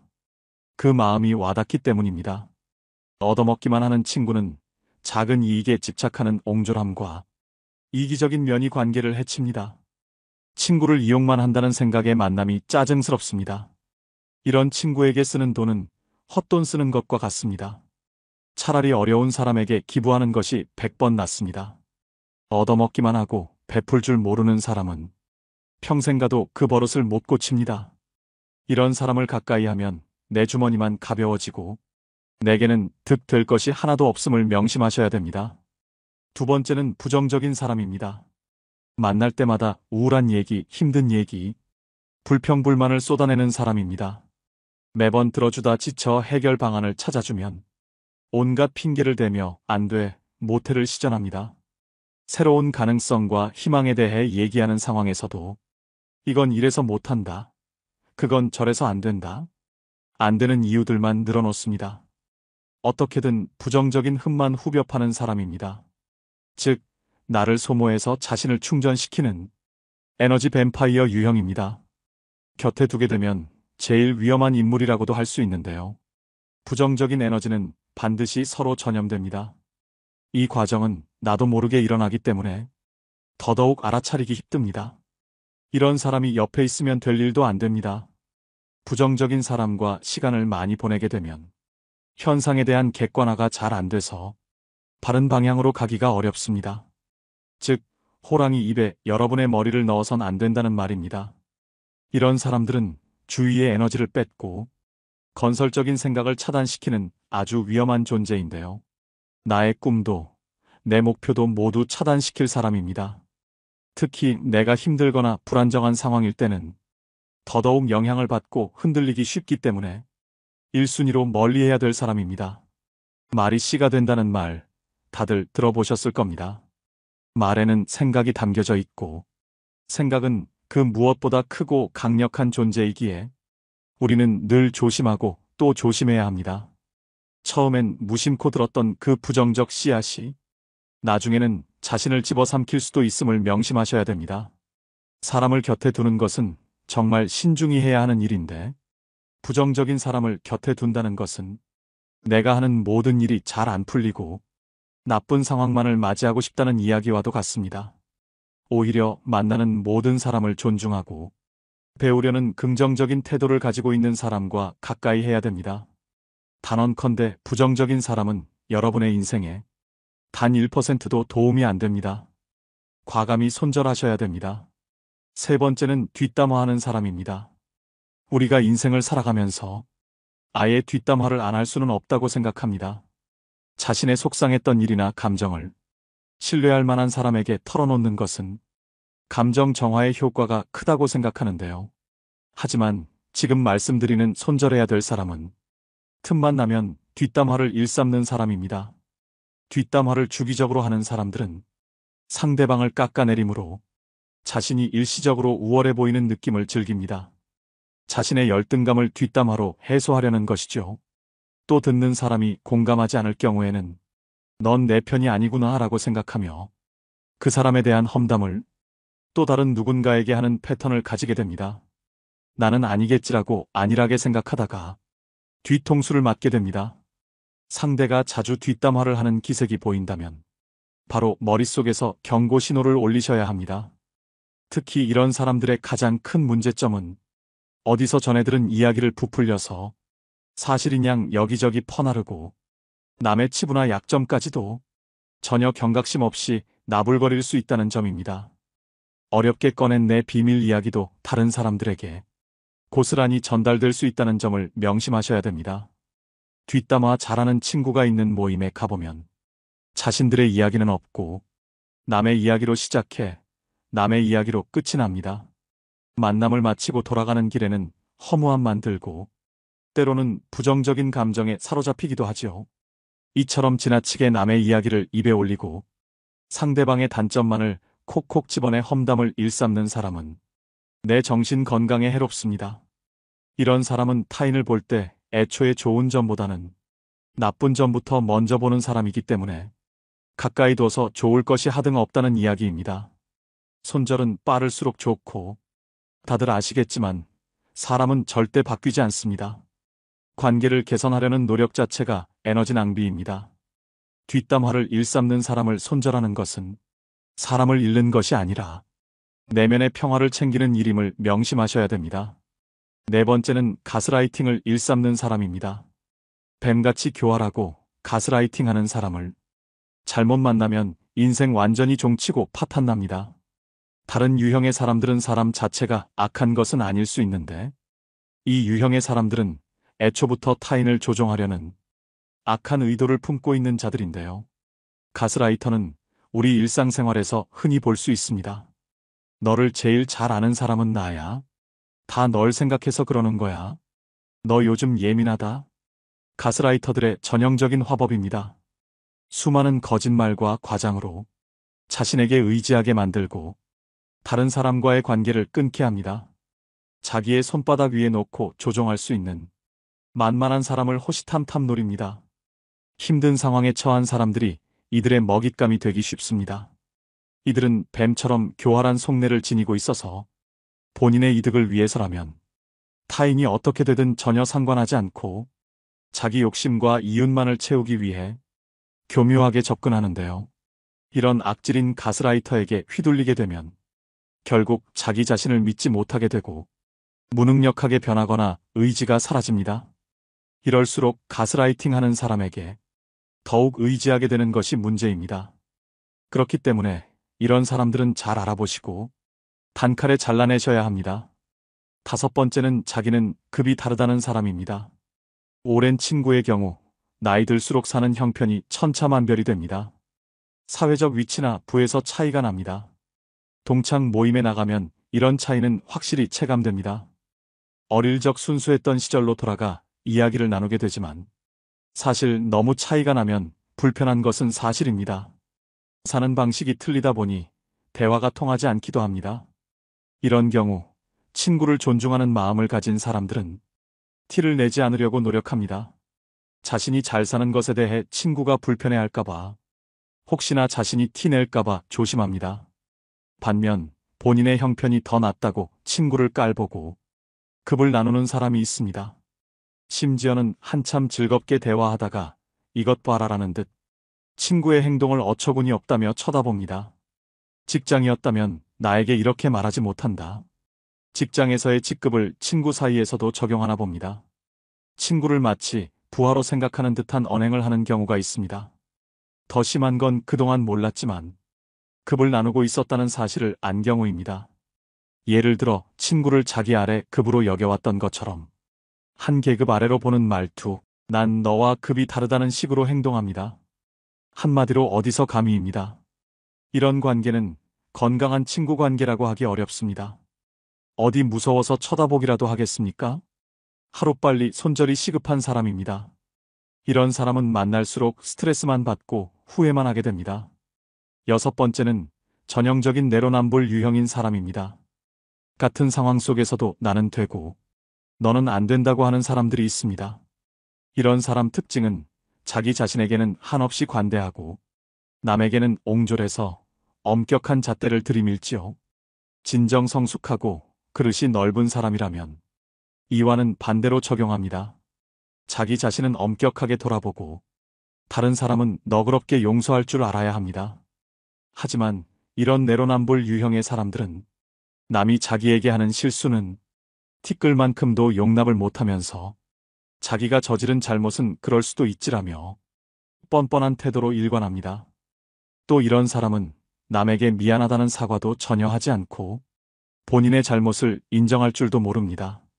이런 사람을 두고 참으로 낯짝이 두껍다, 뻔뻔하다는 표현이 있는 것이겠죠. 그야말로 천상천하 유아독존의 제 잘난 맛에 사는 사람입니다. 애초에 자기를 향한 기준이 너무 관대하고 자기 객관화가 안 되는 사람이기 때문인데요. 이런 사람과 대화를 하다 보면 우라통이 치밀거나 속에 천불이 납니다. 이 사람과 똑같은 사람이 되기 싫어 꾹꾹 참으며 배려심 있게 행동하지만 결국 같은 상황이 되풀이되는 악순환입니다. 이런 사람과 엮이면 매우 피곤하고 아무리 말을 하고 설득을 해도 씨알도 먹히지 않기 때문에 그냥 차라리 조용히 손절을 하고 멀어지는 것이 내 심신 안정에 이로운 길입니다. 마지막 7번째는 시간이 아깝게 느껴지는 사람입니다. 의미 있는 만남인지 아는 방법은 무엇일까요? 누군가와 헤어져 집으로 갈 때 발걸음이 가볍고 기분이 좋다면 의미 있는 만남이라고 말합니다. 반대로 울적하고 함께 보낸 시간이 아깝게 느껴진다면 잘못된 만남으로, 이런 만남은 인생을 소모하고 있다는 찝찝함을 남기기 때문에 되도록 피하는 게 좋다고 당부드립니다. 시간을 헛되이 낭비할 바에는 친구를 잃는 쪽을 택하셔야 됩니다. 흘러간 시간은 돌이킬 수 없지만 친구는 새로 사귈 수 있기 때문입니다. 생각보다 인생은 짧습니다. 나이 먹을수록 시간의 의미를 깨닫고 만남을 소중히 여기게 됩니다. 이때 만남은 양이 아니라 질입니다. 사람을 만났는데 느낌이 싸하거나 거북하다면 일단 만남을 중단하는 것이 좋습니다. 이런 사람은 앞으로 위험을 몰고 올지도 모릅니다. 만날수록 내 자존감이 떨어지고 기가 빠진다면 만나지 않는 것이 좋습니다. 느낌은 찜찜한데 억지로 만나고 나면 역시나 기분이 좋지 않은 경우가 많지요. 책 적정한 삶의 저자인 김경일 심리학과 교수가 한 강연에서 제안한 전화번호를 차단하는 방법도 효과적이라고 생각합니다. 찜찜한 사람에게 전화가 오면 조마조마할 때가 있습니다. 전화를 받으면 자기도 모르게 약속을 잡고 약속일이 다가올 때까지 스트레스를 받습니다.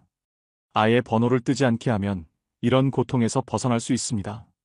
우연히 만나게라도 되면 전화기를 바꾸다가 연락처를 모두 날려버렸다고 하면 됩니다. 이때 절대 구구절절 설명하려 들지 마십시오. 내 마음도 부담스럽고 상대방에게도 들키게 됩니다. 가볍고 간단하게 말하면 됩니다. 죄 지은 사람처럼 행동하고 길게 설명하는 태도는 제발저린 행동입니다. 이런 사람과 애써 만남을 유지하면서 내 소중한 수명을 깎아먹지 마시기 바랍니다. 오늘의 영상 어떠셨나요? 말씀드린 손절해야 되는 사람 유형 7가지는 친구를 떠나서 모든 인간관계에서 통용됩니다. 어릴 때는 인간관계를 정리하고 손절을 하면 세상 큰일이 나는 줄 알았습니다. 그런데 나이가 들수록 내 곁에 나와 잘 맞고 대화가 잘 되는 사람이 있다는 게 감사하다는 생각이 듭니다. 안 맞는 사람들은 하루라도 빨리 끊어내는 것이 내 인생을 윤택하게 만드는 길임을 깨닫습니다. 상처를 받을 것인지 말 것인지, 또 상처를 키울 것인지 말 것인지도 내가 결정합니다. 그 사람의 행동은 어쩔 수 없지만 반응은 언제나 내 몫입니다. 진정한 인연이라면 최선을 다해서 좋은 인연을 맺도록 노력하고 스쳐가는 인연이라 생각되면 무심코 지나쳐버려야 합니다.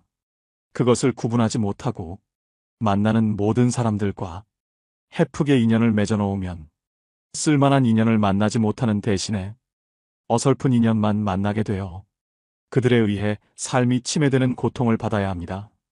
사람의 타고난 성격은 좀처럼 변하지 않으므로 고쳐 쓰기보다는 인연을 바꾸어 쓰는 것이 옳습니다. 즉, 덩굴손 나무는 가까이 두면 감고 올라가 해롭게 함으로 싹을 잘라버려야 함과 같지요. 물론 상대방이 한두 번 잘못했다고 가차없이 손절하라는 것은 아닙니다.